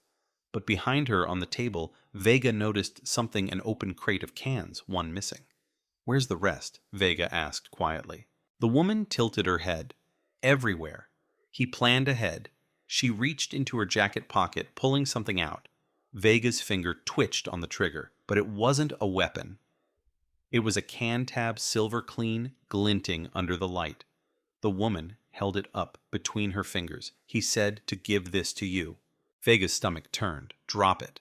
The woman took a step forward. "You've been following him so long, detective. Maybe you didn't notice you're starting to sound like him. Alone, obsessed, hungry for answers no one else wants." She dropped the tab. It hit the floor with a faint metallic ping. "He said you'd understand eventually." Vega moved closer, voice low. "Understand what? That the road doesn't belong to killers or cops. It belongs to the ones who remember. The woman stepped back into the shadows, hand brushing the edge of the doorframe. Vega saw the faint glint of a wire running along her wrist. She realized too late it wasn't a trigger. It was a transmitter. The can-tab wasn't a gift. It was a signal. The explosion came from outside, a thunderous roar that shook the ground. The crates ignited a chain of fire racing through the yard as aluminum burst in white-hot flashes. Vega was thrown backward, glass and debris raining down. The maintenance shack trembled, walls cracking, smoke pouring in. Through the haze, she saw the woman step through the flames, walking calmly unburned. Vega pulled herself up, coughing gun still in hand. "Stop!" she screamed. But the woman just smiled again. "You can't stop the road." She turned and vanished into the smoke. Vega staggered outside, half blind from the blast. The freight yard was burning, the sky bleeding orange. In the chaos, the crates exploded one by one, the sound of cans popping like gunfire. Her radio crackled back to life, frantic voices, sirens, coordinates, but she barely heard them. The world narrowed to the sight ahead. A lone figure walking along the tracks, away from the flames, carrying something in her hand. Vega aimed, but the smoke swallowed the woman whole. She fired once, the shot echoing across the yard unanswered. Silence followed. Only the hiss of fire remained. Hours later, as dawn broke, the flames finally died. The freight yard was reduced to ash and twisted metal. Fire crews worked in silence, hauling debris, marking evidence. Vega stood near what had been the maintenance shack, soot covering her hands, eyes hollow. A firefighter approached her, holding something wrapped in cloth. "We found this by the tracks," he said.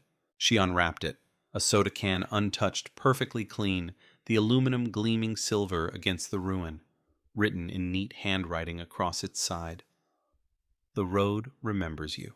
Vega stared at it, feeling the air leave her lungs. It wasn't over. The line hadn't broken. It had just bent, shifted, found another path. The belief was still alive, carried by someone else now, someone who believed she was chosen. And maybe in some twisted way, she was. As the sun rose over the wreckage, Vega whispered to herself, "It's not a case anymore. It's a story." She placed the can inside an evidence bag, sealing it carefully. Then she looked down the long stretch of tracks fading into the horizon, endless and empty. She knew that somewhere out there, another rest stop waited, another can glinting under the morning light, another follower tracing the same cursed route. And for the first time, she realized the truth: the road never needed the Trents. It just needed someone willing to listen to its silence. 6 months passed. The desert healed, slowly swallowing the ashes of the freight yard until only wind and silence remained. The fires had long been extinguished, but for Detective Laura Vega, nothing had burned away. The investigation was officially closed. Evan Trent deceased, the unknown female accomplice presumed dead. The file sat in archives, marked resolved. But she knew better. The case hadn't ended. It had simply gone underground, like a vein of fire beneath dry soil waiting to rise again. She'd taken leave, though. Leave meant little when sleep came only in fragments. Nights were filled with echoes, the hiss of aluminum. The flick of a can tabbed the sound of a camera shutter snapping somewhere in the dark. She'd moved to a quiet town near the border, trying to outrun the ghost of the road. The house was small, bare, anonymous. The radio stayed off. The television silent. Yet, some nights, she swore she could hear the hum of a passing truck miles away, its engine note dipping like a sigh. Then one morning, the mail arrived. No sender, no postmark. Just a small cardboard box. Vega froze before opening it, knowing instinctively what she'd find. Inside was a single soda can, unopened, spotless cold. Her fingers trembled as she lifted it. On the rim, etched with something sharp, were the words, "Rest stops never sleep." She called headquarters immediately, but the operator hesitated. "Detective Vega, that's strange. We were about to call you. There's been another one. Another body. Same pattern, same signature, a soda can found near the scene, but this one wasn't in Texas. It was in New Mexico, 2 states away." Vega didn't ask permission. She packed her badge, her gun, and drove. The highway stretched endless beneath her wheels, the landscape flattening into dust and sky. Every mile marker felt like déjà vu. She reached the scene by dusk. A rest area on the edge of the desert. Empty picnic tables, buzzing fluorescent lights, vending machines humming faintly in the heat. The local sheriff met her by the tape, sweat beading his forehead. Female victim, mid-20s. No ID. We found this beside her. He handed Vega an evidence bag. Inside was a can. Dr. Pepper. The handwriting on the side, too neat, too familiar. The road belongs to her now. Vega's stomach twisted. The sheriff frowned. Yeah, we thought maybe it's a taunt. Media's already saying it's connected to your old case. Vega stepped under the tape, walking toward the scene. The body lay near the vending machine, covered by a white sheet. The ground was disturbed, like someone had stood there for hours. Vega crouched, touching the earth. It was still warm. Whoever had done this hadn't gone far. She looked at the vending machine, at the condensation beating down the glass, and saw something small tucked in the coin slot, a Polaroid. She pulled it free. It was a photo of her car taken that morning outside her house. She closed her eyes. She's watching. That night, Vega stayed in her car near the rest stop, unable to leave. The highway was empty, stretching into the dark. The vending machine's light flickered like a dying heartbeat. At midnight, her phone buzzed. Unknown number, a text. Come inside. Her heart pounded. She looked toward the vending machine. The glass reflected the light of her headlights, and for a second she saw a shadow behind it. A figure. She unholstered her gun and approached slowly. Gravel, crunching underfoot. The closer she got, the clearer the reflection became. Blonde hair, denim jacket. The woman from the diner. Enough, Vega whispered. The reflection smiled. Then the lights went out. Vega spun flashlight, flicking on, cutting through the darkness. The vending machine was empty, the reflection gone. But in its place, taped to the glass, was another Polaroid. It showed Vega standing exactly where she was. Now flashlight raised, mouth open. The photo was still warm. A whisper came from behind her. You kept following? Vega turned sharply. Gun up.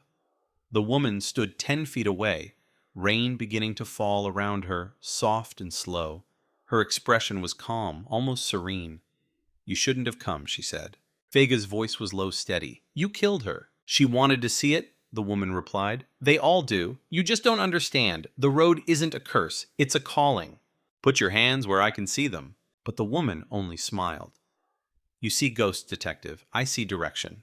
The Trents showed us the way. Now it's ours. Lightning split the sky.